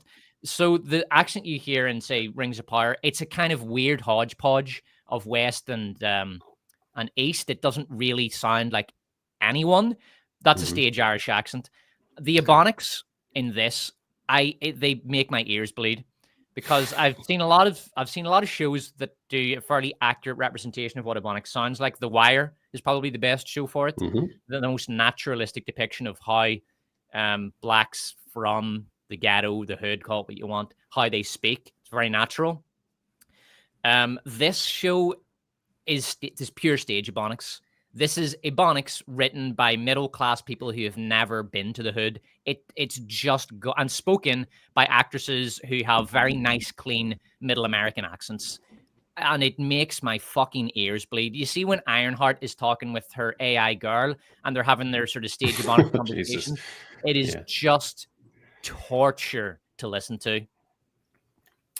This is Riri's stepsister, Natalie, who is through some sort of brainwave program that's kind of underexplained, comes back to life as a kind of highly empathic, sassy, and autonomously reasoning and highly emotionally receptive identity projection, indistinguishable from the original person, who in one of the worst scenes I've ever seen, you see her, she's trapped in a kind of holding cell on Riri's laptop, and she's talking to herself in an empty room about how she needs to break free.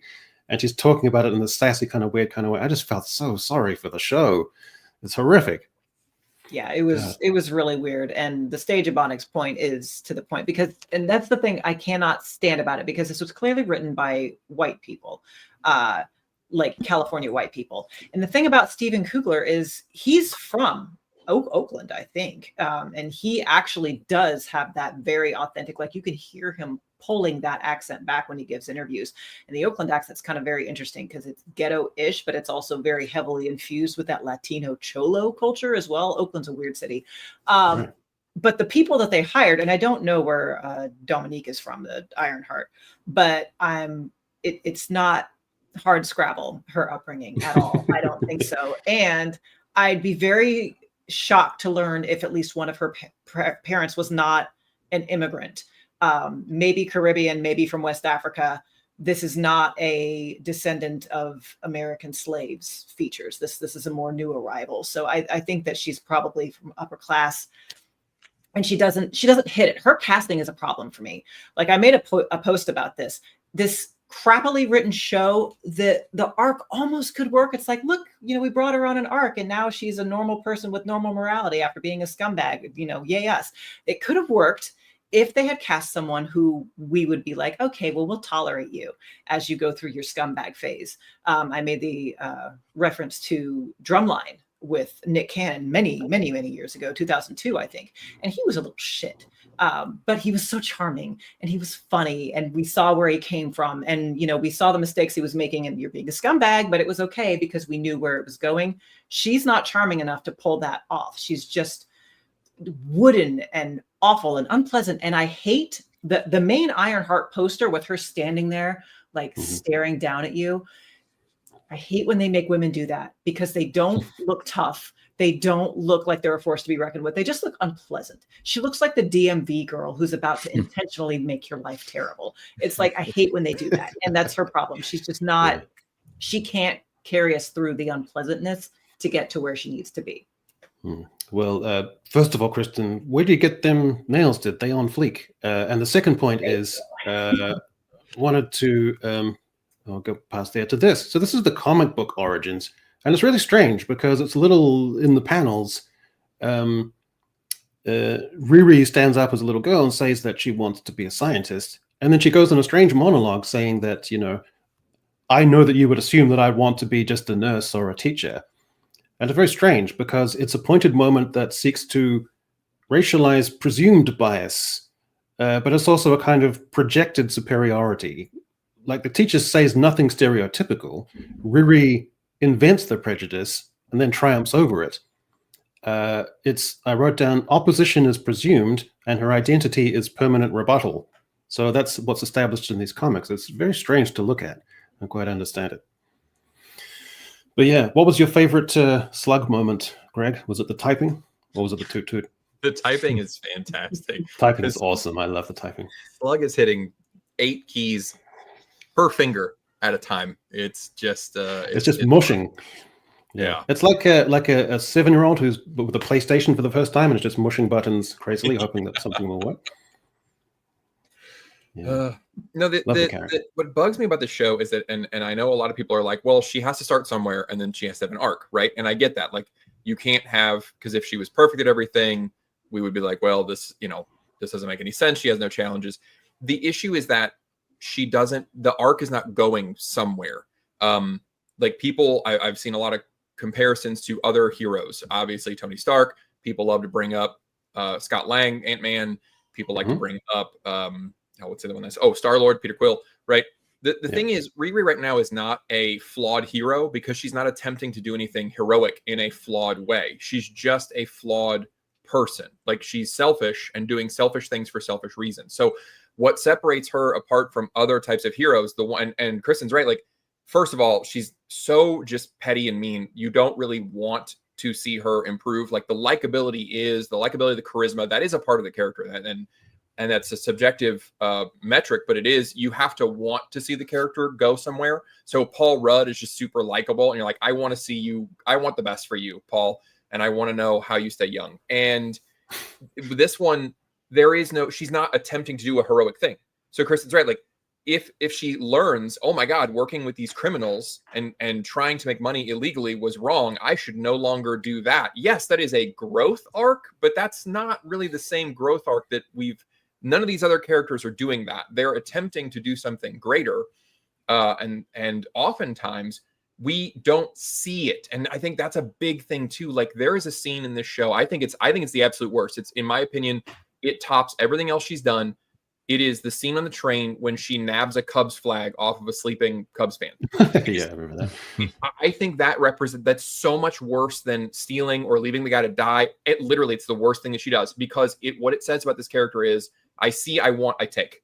I just, doesn't matter where I am. Doesn't matter if I need it. Doesn't matter what the reason is.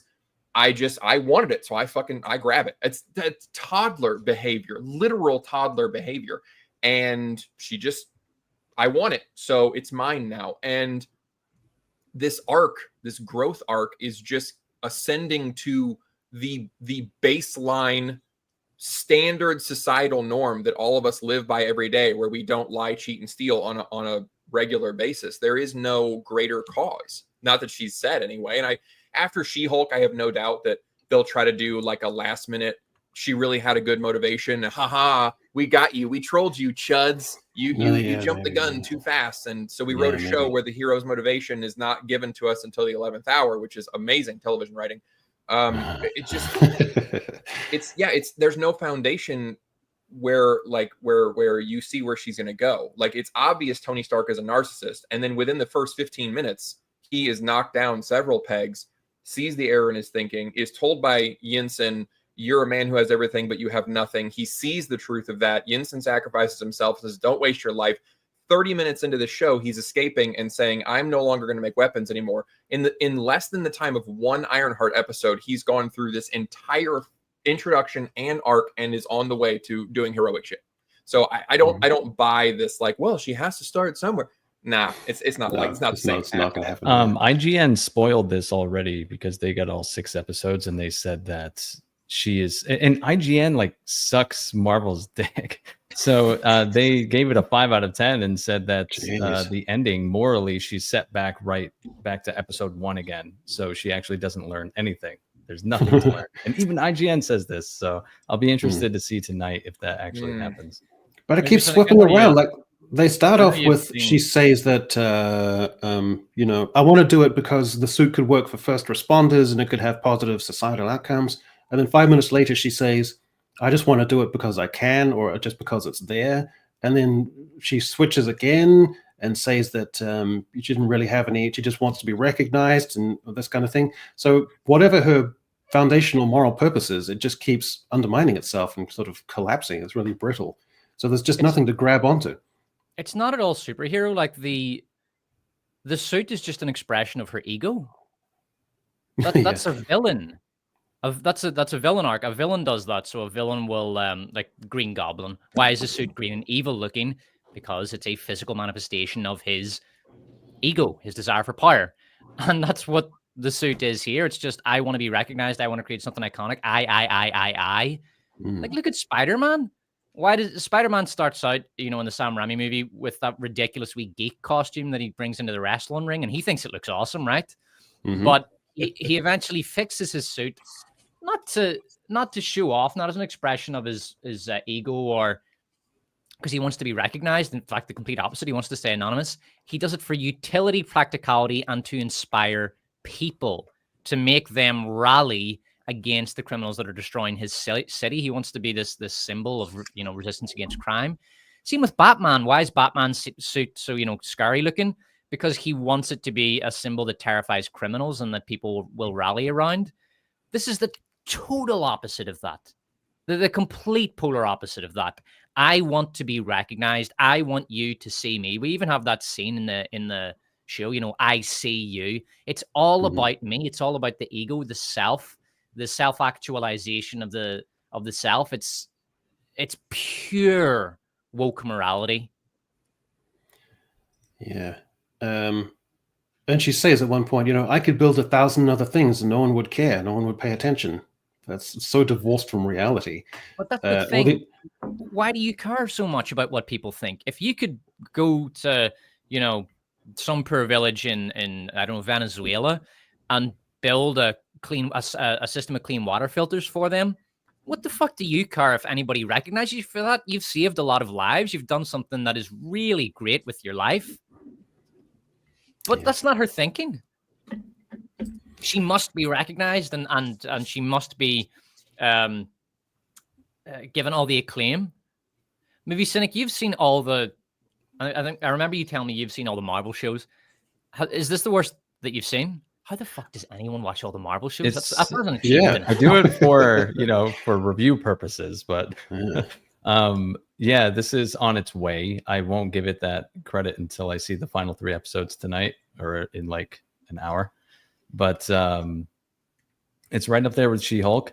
I think it's very of its time. It feels like it was written in a specific era. When I was watching it, I was like, oh, this feels like if you gave the writers of She-Hulk purpose and said, here, try and take something seriously, and you get this. And it turns out that the writers of She-Hulk wrote some of the episodes of this show. So that made a lot of sense, actually. I did like the scene where Riri's mum, who initially and quite understandably is taken aback by what seems like an astral projection of a dead, a slain teenage girl, and within 2 minutes is comfortably ensconced on the couch with this AI projection and just having a conversation with her. I thought that was kind of weird. I did have a brief moment of hope because I knew Mephisto was going to be in the show. I'm like, oh, please let this. She thinks it's an AI, but actually, no, it's her actual spirit. And this is like, I was hoping for like that supernatural element, so something interesting would happen. But no, it's just an AI that Riri doesn't even know how she made. So yeah, my stupid moment of hope was we meet Joe, and I thought it was going to be like Gus Fring, where he's introduced to us as like a very meek and mild and benign figure. Like Gus Fring works at the fast food restaurant. Yeah. And I thought, no, it's going to be a clever feint because then that mask is going to drop and we're going to see someone more insidious and shrewd and clever who's got this facade. No, it was just a stupid, lame dude. It's a bitch. You're thinking of like good writing, so that's not going to be that. Yeah. I'm interested to see how Sacha Baron Cohen does, and I've heard that he plays it straight. And Chris Gore said he's like real serious and he does a great job. But I would love it if they would release like back behind the scenes stuff where he's just doing Borat shit and in as Mephisto, like that would be really, this guy has my hood. He is paid in my asshole. Like it would just be, I want to see that. I release the Borat cut. Yeah. Ironheart. Well, so not a good show. It didn't catch me in the feels, and I don't mean that completely colloquially, not at all pejoratively. So that's my conclusion about this show. Okay, let's move on from this toxic piece of garbage. You want to do predictions? Where do you think it's going to go? Those of you where's it going to go? Where is it? Where is her arc going? I only watched the first 2 episodes. I was so fucking bored that I couldn't watch the third one. I've got this horrible new habit where I watch an episode of something on 1.5 speed just to get through it. Disney Plus doesn't fucking have that. They have it on Netflix, but that is the worst thing about Disney Plus. It doesn't have 1.5 speed. Yeah, they do. That's the only way I was able to get through Maestro. So can you imagine Riri Williams, the actress, when she's wrestling with a moral conundrum and her face is twitching and she's frowning? Imagine that at like accelerated speed. It's weird to look at. By the way, Greg, before I forget, remember I was arguing with you about one of those Oscar movies about like black boys getting beat up in some prison in the 60s. And you said, Nickel oh, no, Boys. it was good. What was it called? Nickel Boys. Nickel Oh, Boys. that's And you watched it on double fucking speed. If it was good, you wouldn't have watched it on double speed. Yeah. It was good at 2x, I can tell you that. Yeah. I watched it in Oh. 1x, and believe me, it was not good. All right. Has anyone seen this new band? I've this heard band about on- them. Yeah, Velvet Sunset, the Velvet Sunset. They've got 500,000 followers on Spotify, and I don't think it would take you 2 seconds to realize that it's a band that doesn't exist. It's AI generated, and their music is AI generated. So I can't wait to You catch their heard their live music? show. Echo? Yeah, I've heard one of their songs. I'll give it credit for being, like a brilliant pastiche. It's well produced and everything, if that's what you call it.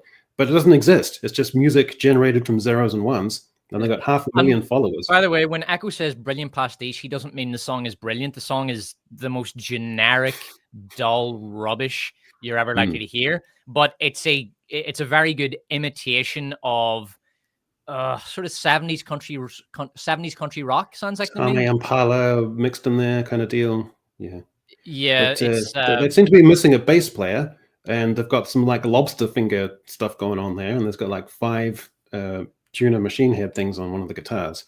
So yeah, it doesn't exist. To be honest, I wasn't excited about this. It just looks like generic AI slop, and the music is generic AI slop. I've still never heard, and I'm open-minded about this. I'm prepared to hear a piece of music from AI that I genuinely think is good, but I never have. It's always just a shitty pastiche of an old genre. It's almost always rubbish. No, it's always rubbish. It's always just shit. And the melodies are so bad. The melodies just follow the chords in a very predictable, placid way. It's rubbish. It's just pure shite. But I'd love to hear your opinion. There's one song that's an Oasis AI pastiche called Peacock Pride. And I'd be keen for you to look it up because I can't play. I don't think I'll play it here, but it's actually, I thought this is actually kind of good. So make a little mental note to look up that, and I'd like to hear your thoughts. Pride. Yeah, I thought the chorus was really good. So yeah, so Cynic, what do you think? Like we're pretty much at the point now where, well, we are at the point where they can create from zeros and ones a manufactured band that doesn't exist, with made-up songs that are generated by an algorithm. They can get 500,000 followers. Thoughts? Yeah, it's a different world than it was just a couple of years ago. It's the first thought that pops into my head is just, wow, this isn't the only genre that's being infected by this. I mean, you can start like a YouTube channel that's completely AI generated and just generate millions of views. Oh, Christian, you posted some things where it's online romance novels, and it's like showing me where you actually see the ChatGPT prompts accidentally got included in some of them. Oh yeah, like, there was this bit is really yeah, and this bit is really sizzling. Let's see if we can add this some stuff like the ChatGPT. Christine, what's a romance channel? First of all, a romance channel. That's what Echo said.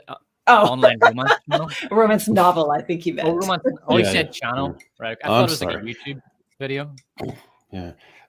So yeah, those are hilarious. And those are big time indie authors as well. Just accidentally let them slip with those bits. Mm-hmm. Yeah, well, they were. Crazy stuff. Yeah. Do you think is that the death knell for them? Because once you've done it once, then you can't trust anything they've written. Right. It's especially a death knell for one of them, and I can't remember the author's name, but the prompt was specifically to mimic another author's style. That made everybody's head explode. I don't think that will be forgiven. I really don't. Yeah. I would call it, could you say it's aesthetic CGI? Is that too cute? I just made that up on the cuff. I like that. Aesthetic CGI. I'm going to use that from now on. Yeah. All right. Disparate thoughts? Too cute? Aesthetic CGI in reference to this image? No, and in reference to people using ChatGPT to write their novel or to augment their novels. Plagiarism? Okay. I like my term. No one's going with my term. All right. Well, the year of the slim volume. So, Kristen, you did an interesting post on this. And it really got me thinking. does the culture need to shift down a gear? Does the publishing industry need to shift down a gear and realize that people are time-starved, that people have grown up with a super low attention span? Do we need to get rid of the baggy novel? And does the publishing industry need to reconfigure and accept that slimming down volumes whilst retaining quality and emotional resonance might be the way that the publishing industry has to go? And you also foregrounded this by saying that, paradoxically, the publishing industry, they wanted to deliberately beef up the books. So they had, what was the term you used, was good hand feel. Yeah. So the book is supposed to feel good in the hand with its weight and bulk. That's supposed to be pleasant. So there was almost like a strange, because I've always felt that a reader that this sort of established safe zone of like 80 to 100,000 words has always seemed a little bit too big for me. That's quite large. For many genres it is, and the fantasy authors kind of flip their shit on me. It's like, I like my thick books. It's like, calm down. Okay, epic fantasy is a very small portion of total fiction published every year. And there's a lot of, especially when we're talking about thriller, when we're talking about contemporary, or especially, comedic works, and they're just adding in this filler. Now, I did get some context from a follower of mine, and he worked in trad pub from the 80s and the 90s, and he said that a lot of it was paper and the cost of that, and that if it was too skinny, it was more expensive than, if it was just a normal weight. It was almost as expensive to print a very skinny book as it was to print a very thick one. And I'm not sure how that works, but he said it was a complicated mathematic thing. But it was never about what the reader wanted. It was always about, what our costs, because it was taken for granted that they would be buying anyway. But now that's not the case. And so now you've got buyers who, if they're buying physical books, they're looking at this. Okay, I don't know who this author is. All right, the cover looks nice. The blurb looks nice, but this is a door stopper. Am I going to read this?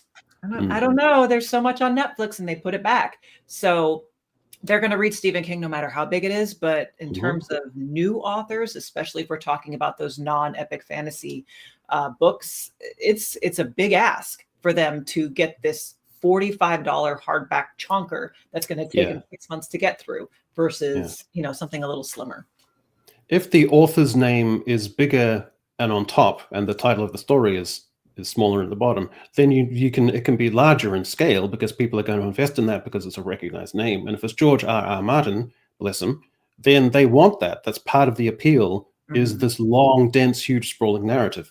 So that's fine. But if we're talking about mainstream New York Times list fiction, or what do they call it? Book club fiction, all that kind of stuff. Yeah, maybe they need to bring it back down. So I did a quick little scan of my bookshelves, and I tried to look for examples of quite slim volumes that nonetheless could establish that long-term, almost, it's kind of like an anguish when you get towards the end of a book that you've been invested in, and you've been in that world for a long time. And part of the appeal is that bittersweet feeling of leaving it after you've been involved in it. So some examples I came up with were, that's not the one, The Cement Garden by Ian McEwan. I remember reading this when I was young. It's about 120 pages about some kids, and their solo mother dies, and so they bury her under the cement in the garden, and they try to live on and just establish their own life separate from society. And with a short economy, it manages to create this strange pathos, this strange atmosphere. So you feel that you've been immersed in it for a very long time. In a Strange Room by Damon Galgut, one of the most penetratingly powerful explorations of loneliness and disconnectedness I've ever read. Very slim volume, maybe 180 pages, but emotionally devastating, and it seems to go on longer than you imagine it to. And it leaves you with extraordinary emotional resonances that stick with you for a long time. John Banville's The Sea, maybe 180 pages, 2005 Booker winner. And again, it lingers in the imagination for an incredibly long time afterwards, leaving its traces on you, as literary fiction does. Moon Tiger by Penelope Lively, very slim volume, another big prize winner, covering the life of essentially this extraordinarily complicated woman. And again, it encompasses so much of the 20th century, its span and its scope, but it does it with economy And again, it just leaves those emotional traces. And Pat Barker with The Ghost Road from World War One, maybe 50,000 words, but it has a massive scope and scale and its own sort of emotional architecture that it establishes very quickly, and it stays with you. Also, one of the greatest explorations of masculinity I've ever seen, and it's by Pat Barker, who is a woman as an author. So it was a big, huge evolution for me when I read it in my early 20s. So those are some examples that I came up with. Can anyone else think of some books that were kind of like definitive or singular text for them that are quite short or brief, that were quite important stories for them? Yeah, An Artist of the Floating World by Kazuo Ishiguro is a brilliant novel. It's actually his debut novel, and it's still one of his best. And it's interesting in the fact that I read that, I think, when I was in uni. So I might still have been a teenager when I read that. And it's about an old man after Japan has been defeated in World War II. And it was very interesting to me because this guy was a pro-imperial regime artist. He created propaganda posters for the regime. And it was interesting that I was getting a story from the perspective of, the loser, the stereotypical bad guy, the one who's always the bad guy in the movies. Like, you never get anything from the perspective of the losers, the heroes, the winners write the victors write history.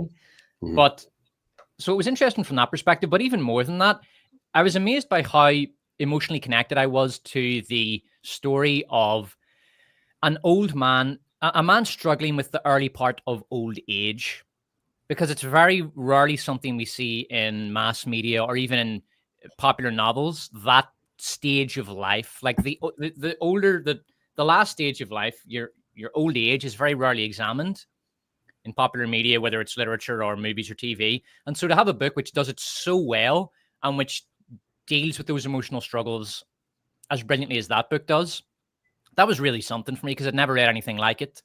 So, I mean, I would recommend that to anyone who just wants to pick up a short novel and read it. And it's also beautifully evocative. It's brilliantly written. And it does go back to parts of his youth when he's becoming an artist and he's developing his own style. And it examines the notions of individuality versus conformity. And it has this sort of brilliant dramatic irony in that he is raised in a kind of to paint samurai pictures, but he rejects that in favor of the modern imperial Japan. But in fact, he's becoming more of a conformist because he's entering this propagandistic regime. It's a brilliant book, and it's very short. It's very economical. Well, Ishiguro just came out with Clara and the Sun, which is also extremely short. It's also quite evocative. Kristen, I have a thing. I think what would I call it? Metric bar fatigue. That's when you're reading a book online and you look down at the bar to see how much you've gotten through. You think, oh, fuck, look at all the space in the bar that's left to go. It's kind of like, it feels like a drag. So is this like actually practicable, Kristen? Like, it seems good in theory, but do you think the industry could shift like this? I think they could, but it wouldn't be a broad shift. I think it would be a matter of looking at, okay, what exactly is this book and who is the audience? That's, for instance, there's a lot of genres where it's digital first. It will always be the readers of this particular type of book will be your Kindle readers, or the ones who read on their phones like psychos. And for those instances, yes, absolutely. Just economy, you're really going for that attention and making sure those stories are tight. But when we're talking about things like epic fantasy, for instance, or even, the romantasy schlock, having that pretty little shelf porn with the sprayed edges, that's part of the appeal. So there's no motivation to be economical in prose there. Just, oh yes, put all the fillers. Yes, let's have a phase subplot that doesn't belong there. It'll be great. So I think it would have to be more on a case by case. They would have certain imprints of the big five. They would have the directive, economy of scale versus, filler up. Yeah. So I don't think it'll be broad scale shortening. I think it'll be more tactical. Because you can have movements like there used to be the Victorian baggy novel, and then the aesthetic movement came along, the romanticism movement, where they got more economical and a bit more stylish, without losing the panache and the depth of quality. So it can happen. And in film, if the pace and speed of film has gone up since, say, the 60s or 70s, where things could actually be quite languid and stretched out and drawn out. And to us now, to a modern audience, those things can seem very lethargic and very baggy. And so film has also sped up in some negative ways, but also in some positive ways that are more receptive, to how we actually want to absorb stuff. So I don't know. I kind of like the idea.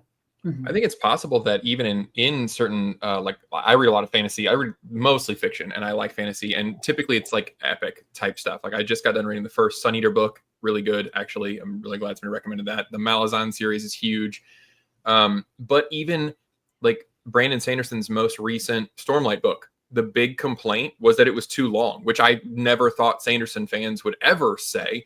But that was kind of like the common thing was, hey, man, maybe you need to edit this down a little bit and not get carried away with yourself. So even in that genre, people, I think, are getting a little tired of these tomes that like they can't be. He cannot print some of his books in one because it won't in hardbacks. They won't do it. So I think that there's a possibility that people don't want it.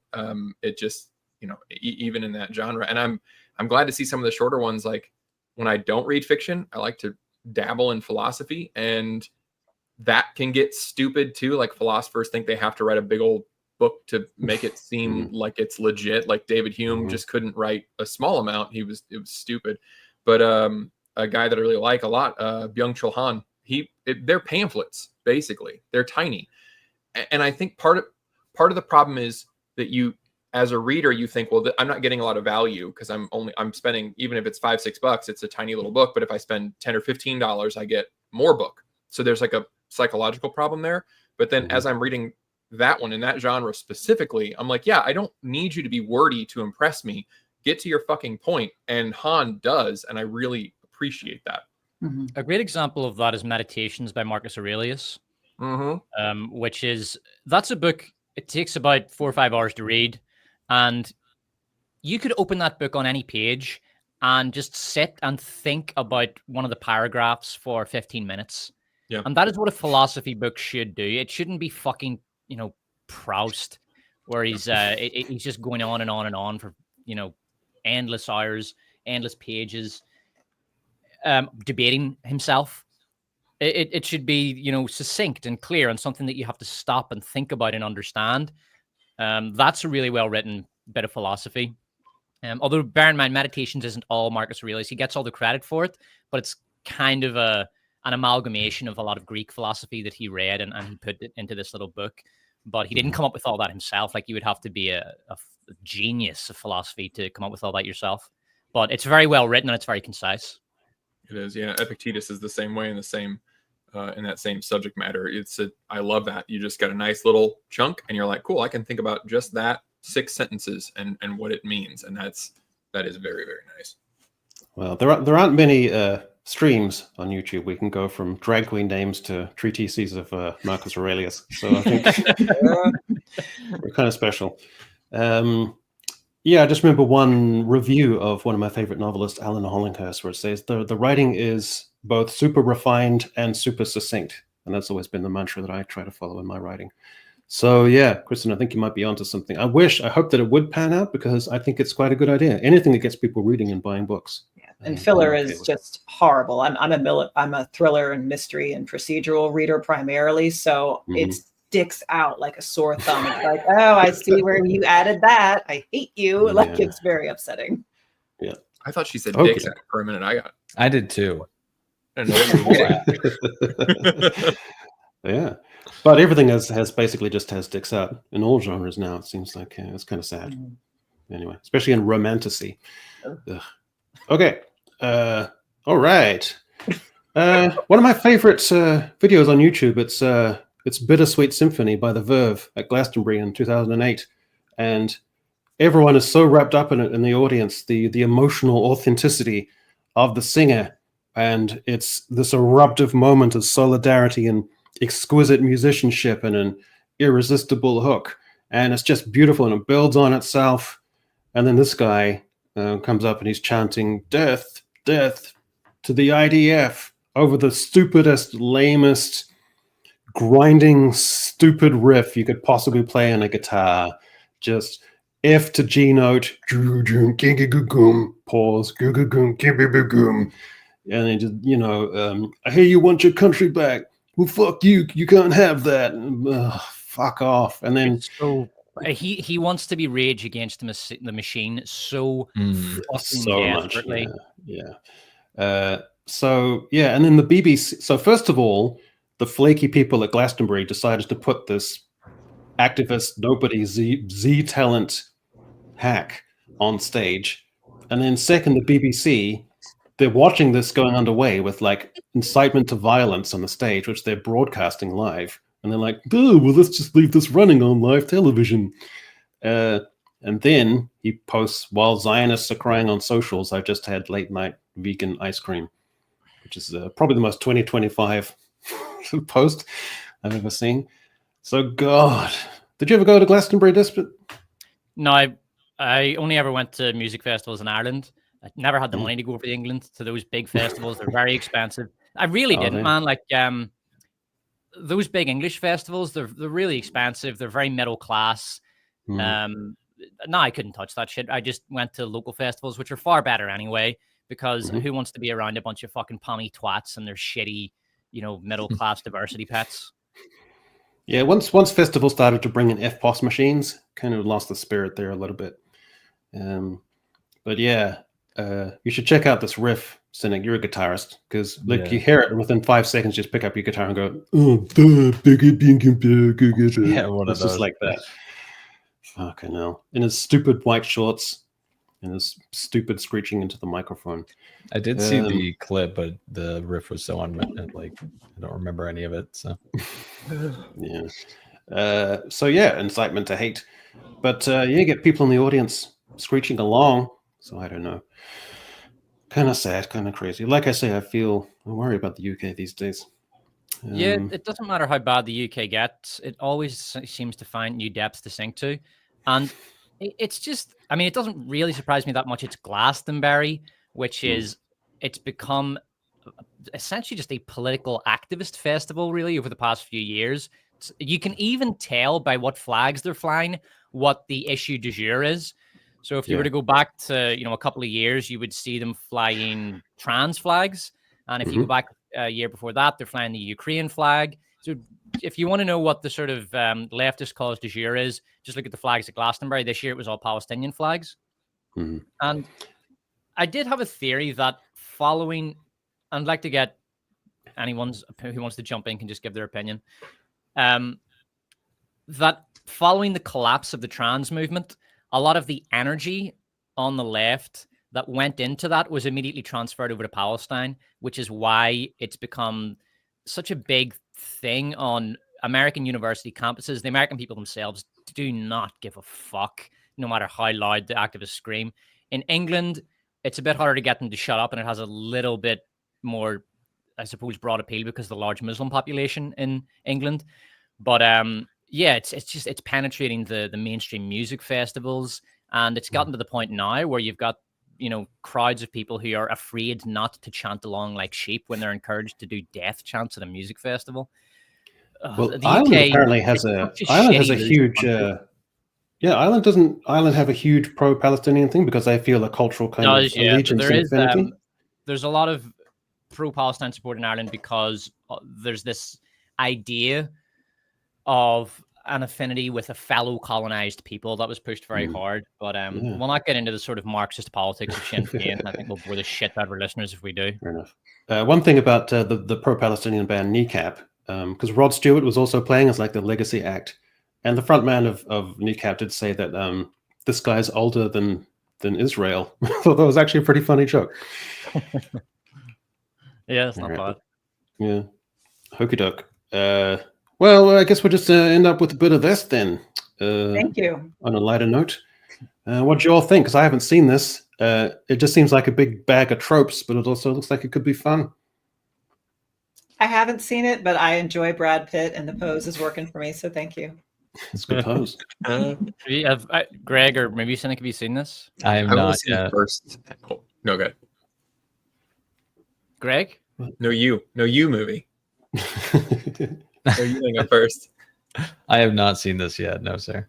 Oh, I've only seen the first half. But I can't wait to finish it. Like I thought I was gonna be bored of tears and I'm shocked at how a racing movie with like racing tech stuff that I don't understand is keeping me engaged. It's very impressive, actually. No, this is a good movie. I saw this in 4D, so I had a great time. It's a good movie to see in 4D or IMAX if you can. And yeah, it's a really good. It is generic. It is formulaic. It does have the tropes, you know, the sort of the wizened older guy and the cocksure young guy. It's got that kind of tropey character dynamic going on, but at the same time, it's not trying to be particularly original or groundbreaking. It's just sticking to you know, tropes that work that audiences want to see. It's a crowd pleaser. It knows it's a crowd pleaser. That's what it's going for. It sticks to formula and it does it really well. It's a good movie. It's all, you know, quite predictable. You can probably predict how it's going to end by the midpoint, but it's a good movie and I had a great time with it and I'll never watch it again, but it was a really fun popcorn flick and I would recommend seeing this over, you know, Jurassic Park, you know, what had fucking Slop word, whatever that piece of shit is called. Mega Geek has a theory, not sure if you heard this, Cynic, that he thinks that IMAX is just kind of bullshit, that it's not anything special, that it's just a bigger screen. Yeah. I don't agree with that at all. I still prefer the IMAX experience over any kind of movie experience. It's not just the screen, the sound quality is unparalleled. Yeah. Okay. Well, Greg, what did you think of the first half that you saw? Like I said, it grabbed me, and I never lost interest, and I thought same thing. It's going to be tropey. I get it. Like I already know where this is going. I know what the drama is going to be, and I still was very, very interested. I think Brad Pitt still brings it. Javier Bardem shows up to work all the time. I don't know that the other kid's name, but he does a really good job. Even though in the first half he doesn't have a lot of a part, and he's very, he's pretty two-dimensional. Just, you know, I'm young and cocky and angry, and you can't tell me what to do, old man. But you know, he's even starting to soften up. And yeah, I thought I was going to be bored, and I was not. And I think this sounds like an IMAX movie for sure. Like this is a theater experience. If there is anything else this summer, this is the one. Yeah, and the action scenes are excellent. Like the racing scenes, really good. And I'm not a racing fan at all. I don't care about F1, but this was really entertaining to watch. The sound as well, so well done. A lot of modern sound mixing is shit. The sound in this was great. You really feel it, and it's just it's a good time, really good time. Did they miss a trick where they could have lent more into Top Gun Maverick and the young upstart guy? You know, his father was involved with Brad Pitt's character back in the 90s, and he tried to push too fast around that curve, and he blames him for it, and then they have to reconcile there. Do you think they could put that in? No, they do have one thing they do have over Top Gun Maverick is they have a villain in this one. I'm not going to spoil anything because go watch it. It's a good time. You know, bring the girlfriend to the family or whatever, get some popcorn and just enjoy it. But it has a villain in it, and it's the kind of movie where it doesn't necessarily need to have a villain. They could just do the normal racing story, but it does add a lot of dynamic to the final act. So that was a really nice touch, I felt. Greg, have you gotten to the villain introduction yet? I haven't, so I don't even know. Okay. Yeah, I haven't gotten to that part yet. It's very much a third act thing, but it works really well. It just brings the third act up a notch to the next level. It's really good. Is it like the other pod racer in The Force Awakens who like sticks a screwdriver into Anakin's? No, I can't say. I can't say. I don't want to spoil anything. Okay, fine. Normally racing I think is boring, like in real life and in movies, and they really they edited this really well to keep even the race scenes interesting, and you're interested to see what happens, how's it going to end up, that sort of thing. So it is very well put together. The only thing that's wrong with it is that it was just too expensive. 250 million is simply too expensive for a non-IP movie. You're not going to make your money back. Like it's astoundingly unlikely. If it's non-IP and if it's a one-off or you want to build a new IP, 250 is just way too expensive. Like the ceiling should be about 200, and even that's pushing it. Yeah. Let's go around the horn. What's your favorite Brad Pitt performance? I would say Moneyball is my favorite Brad Pitt performance. So that just got his aesthetic and his attitude really nicely. What do you think, Greg? Oh, God, there's so many good ones. I'm going to go with Snatch, though. Good one. Inglorious Bastards is mine for sure. Ooh, Yeah, Fight Club for me. Legends of the Fall. Wow, everyone's got different takes on Brad here. Nice. Wow, you know he's a great actor when you can ask that question and you get to 5 people and you get 5 different responses. Yeah, Once Upon a Time in Hollywood was good. Ejector Curtain, good point. In wildly different genres too. Yeah. And he was surprisingly funny. He wasn't the star, but he had a nice little role in The Lost City, which was the Sandra Bullock kind of romancing the stone comedy. He was so funny. He's even got his own trash, like World War Z. Like all great actors have like just their god awful movie that is hilarious to laugh about. And his was World War Z. I watched that movie recently, and fuck me, it is shockingly bad. I need to rewatch that. Yeah, it's great, man. It's such a good time. Like I watched it with my wife. It's good to watch it with someone because you can kind of talk with them and just laugh at it. Yeah. My God, it's bad.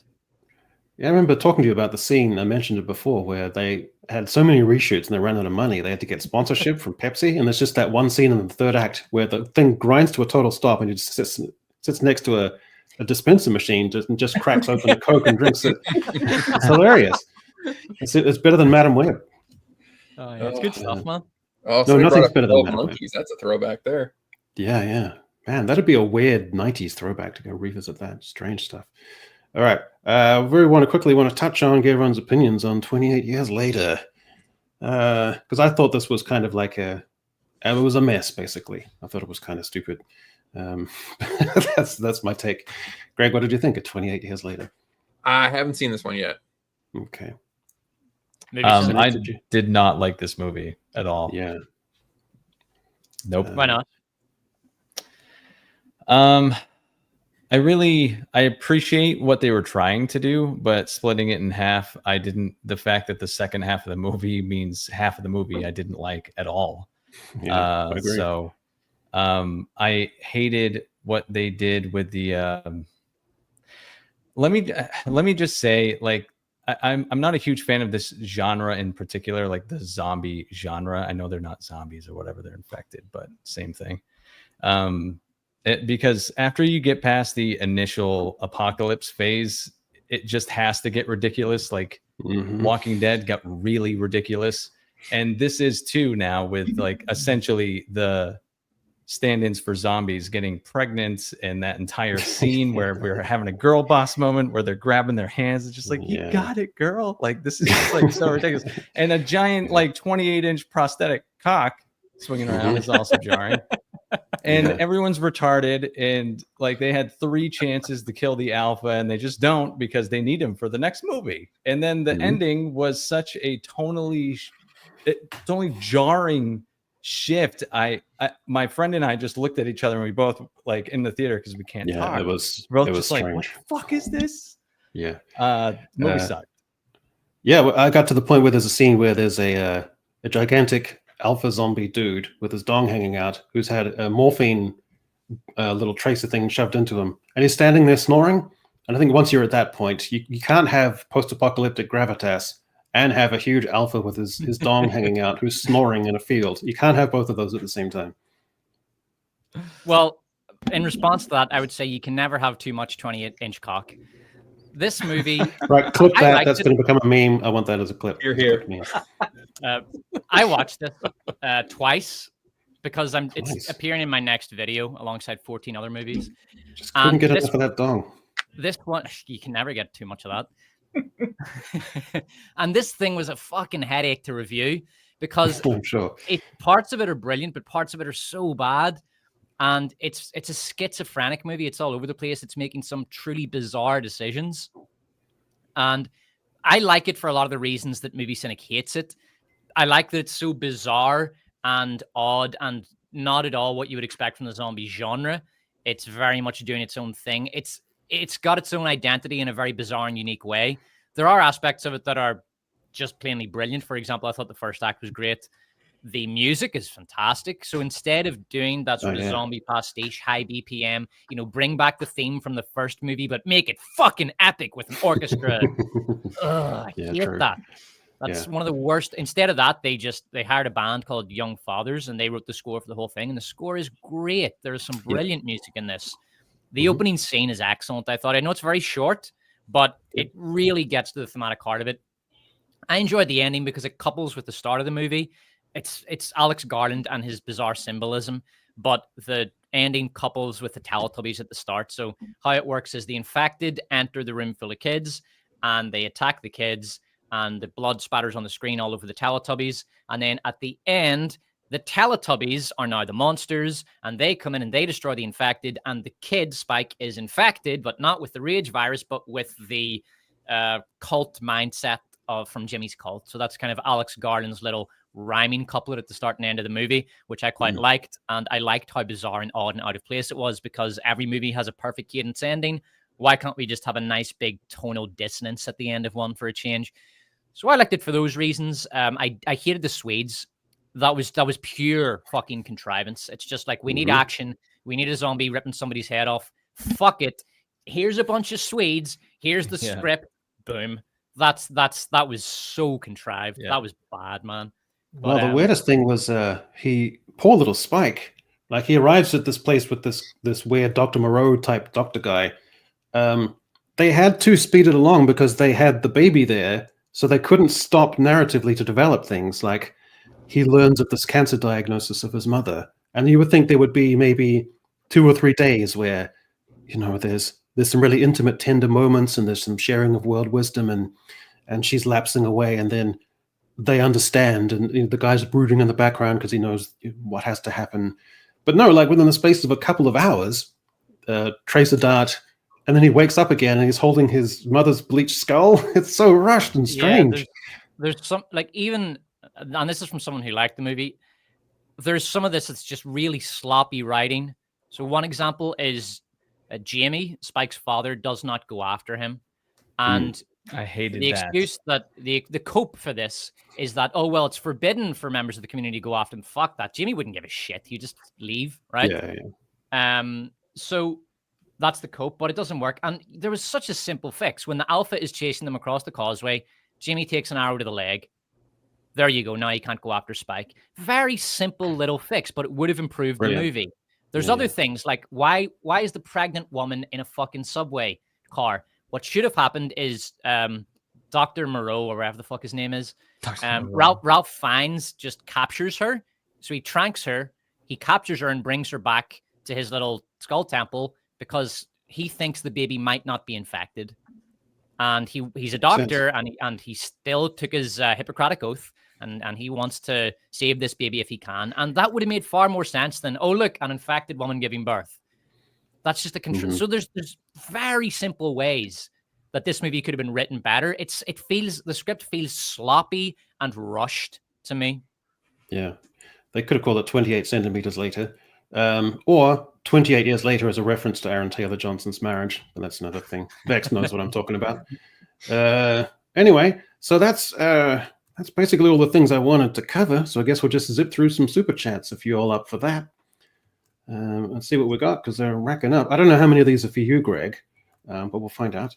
M8566, patron saint of our channel, gifted 5 Echo Chamberlain memberships. Coming through.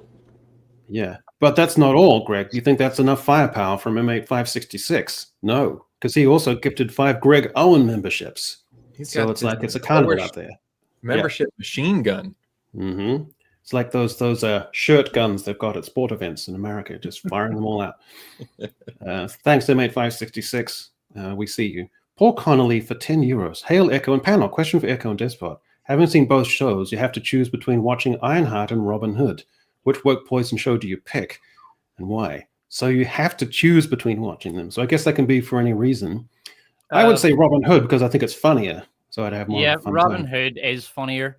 I don't know if it doesn't take itself too seriously. I guess not. I mean, they're running around in fucking neon masks while robbing people, at night. So it's fine. Yeah, Robin Hood It's I would go stupid. with because it does have that. It's so stupid, it's kind of funny. Whereas Ironheart kind of takes itself seriously in a sense, and it's trying to teach moral lessons, and it's just shocking. Also, Robin Hood's music is fucking stellar. I was man. just about to say, yeah. some of I the still remember that worst tune shit theme. I've ever heard. It still stays with me. Flash, you got a high wheeler. Oh, great stuff. So Robin Hood, 100%. Yeah, and don't forget to re-up the condom jar. That's important as well. Gary Barber. Gary Barber became a YouTube member. Well, welcome along, buddy. There's actually quite a few members on my channel now, so I need to treat you guys with some special exclusive content, maybe. Like an OnlyFans page? Yeah, M8566 for $5 here. When are these creatives going to get over themselves? We've had diversity representation for decades. They aren't doing anything groundbreaking. Well, they've got representation, which in and of itself is fine, but they're making it on the nose, they're making it contrived, and they're imbuing it with all sorts of identity politics, in particular gender and sexuality politics, where they're making their identity their brand, which isn't a cool thing to do. So I don't think they'll get over themselves until they're no longer given a blank check to make content where there's no audience for it. Yeah, when the money runs out, they will. Yeah. Eject the curtain. Gifted 1 Greg Owen membership. Man, piling up over there for the G-Meister. Ballistic Mech for Australia, $10. Top MC Tiernan Entertainment. No toxic slop here. Can't wait for the Greg Drag Show. Yeah, I think we're entitled to that. We got a little bit of that when you had your daughter's little dresses on there for a while. Maybe you. I'll bring those back. I tell you, when I hit 1 million with the gold button, I will do full drag. Greg, I'm gonna remember that. There you go. Yeah. And like 9 years from now, when you hit 1 million, I'll be like, Greg. It's gonna come back to haunt me real bad. Yeah, it'd be worth it though. M8566 member for 3 months. Riri is the perfect leftist character. She feels entitled to everything, and despite all the help she's received, it's never enough. That's right. She's given absolutely everything, and she could do the time-honored thing of, pitching to investors, maybe starting off small scale. Here's some projects. See that you can get used to me as a known quantity. I can be a good boon for your company and for your investors. So invest in me, and then maybe by the time I'm 23, I can pitch my iron suit at you, and maybe you can invest in that too. But no, she's got to have it all straight away, and because that's authentic. And you've got to maximize and be maximalist about your attitude towards the world, even though you've got a Tony Stark full-paid scholarship to MIT. Michael C. Michael C. became a YouTube member. My God, so many members. M8566, member for 10 months again. Kristen is right. Her parents are Trinidadian. Well, there you go. I know my people. All right. Let's have a look at this begin here. J. Brad, $10. What makes the show so frustrating is that with enough characters, 7, to make a Young Avengers show now, but instead they're wasting time making this stuff instead. BP2, what's that? An acronym? Black Panther Wakanda Forever. Oh, forever, yeah. Already had enough origin. Well, can anyone lean in on that? A little outside my wheelhouse. Riri showed up in Wakanda Forever. And the funny thing about the show is it makes a point that it would have been better off if Agua Papi, who everyone hated, but I loved because he's Smoke Wagon, it would have been better if he'd have just killed her because she became basically a villain. At least that security guard who, died, and, the people who died because of Riri, they probably would have been much better off if, Namor had just killed her like he had planned. So, oopsie. Namor, who gets more of a tongue roll than Galadriel. Glorious. I love him. I don't care what anybody says.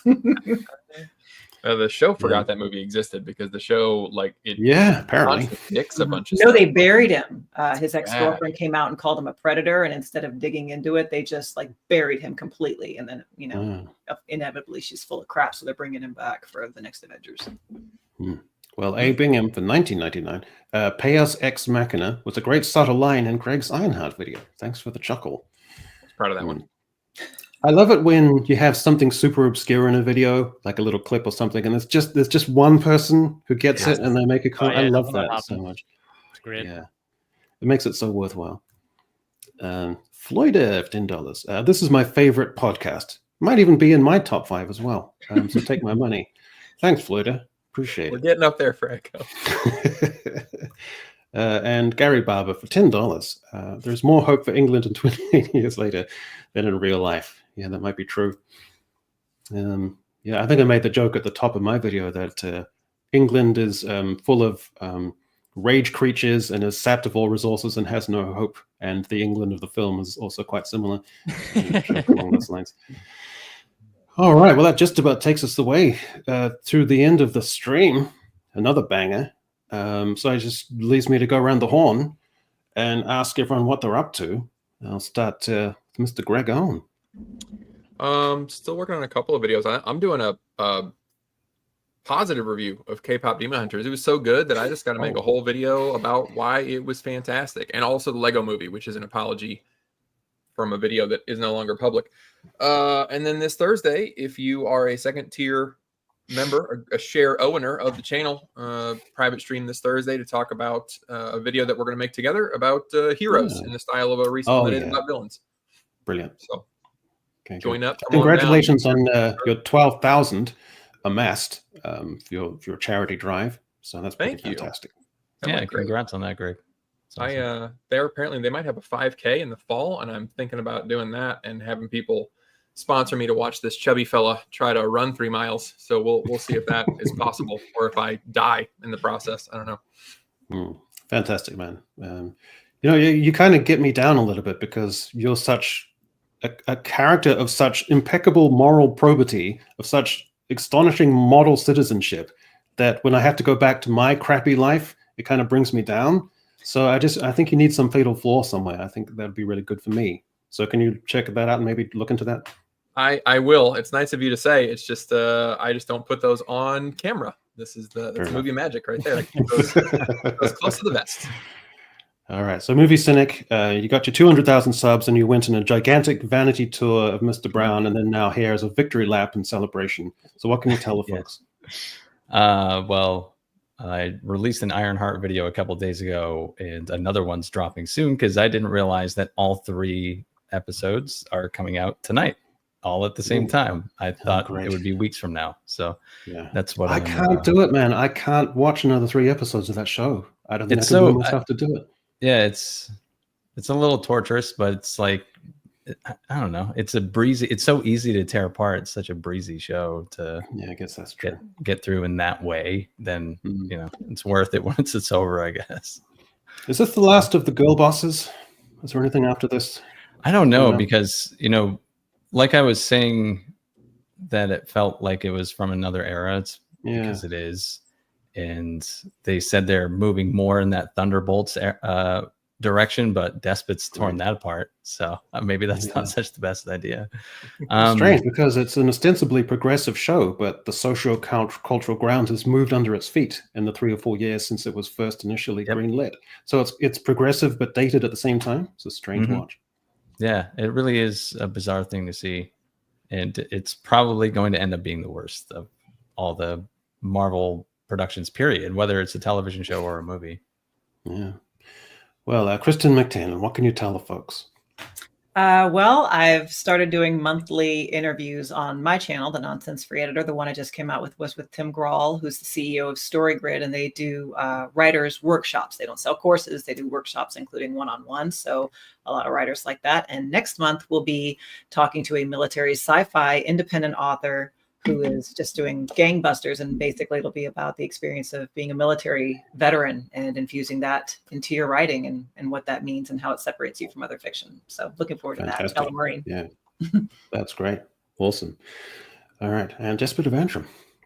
I'm working on a worst to best of Danny Boyle movies. So my next video will be July 20th, and I'll be reviewing 15 movies in it. I'll be interested to see how that video does. I don't expect much from it at first, but we'll see.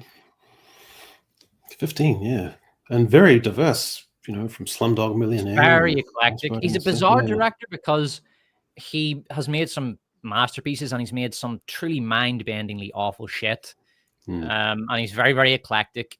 Bit of a strange director, but it's really that's been a very interesting project for me to go over all 14 of his movies, and a lot of them I watched twice, making detailed notes, looking at them all, and getting a real sense of what he's like as a director. Very interesting project. Hopefully the video is successful. I'm not optimistic, but if it is, it'd be great because it means I could do it again with a different director in future. Yeah, yeah, definitely. That's great. That sounds like a cool project. Yeah. Well, I'm going to do a shameless plug for me. I got my own Substack now, the Echo Chamberlain Substack. and Nice. it's crammed full of articles that are stuff you're used to seeing on my channel, which is culture and entertainment. And there's also some politics stuff in there, some New Zealand politics, the total decline of New Zealand cinema, Jacinda Ardern's missed opportunities, a big deep dive into that, looking at some American politics in there. So if you're digging my vibe and you want to see me, my wider thoughts and my more expanded ideas on stuff, then I'd be very grateful if you would check that out and drop us a sub, because I want to head up to 100 subs. And then I'm going to pick Kristen's mind in a second to find out how many subs I have to get before I can monetize it and all that stuff. But that's by the by. So if anyone wants to check that out, I'd be deeply grateful. If you're an Echo Chamberlainian, an Echo Chamberlite, an Echo Chamberlainer, then maybe check this out, because you might enjoy some of the same content. So cheers for that, team.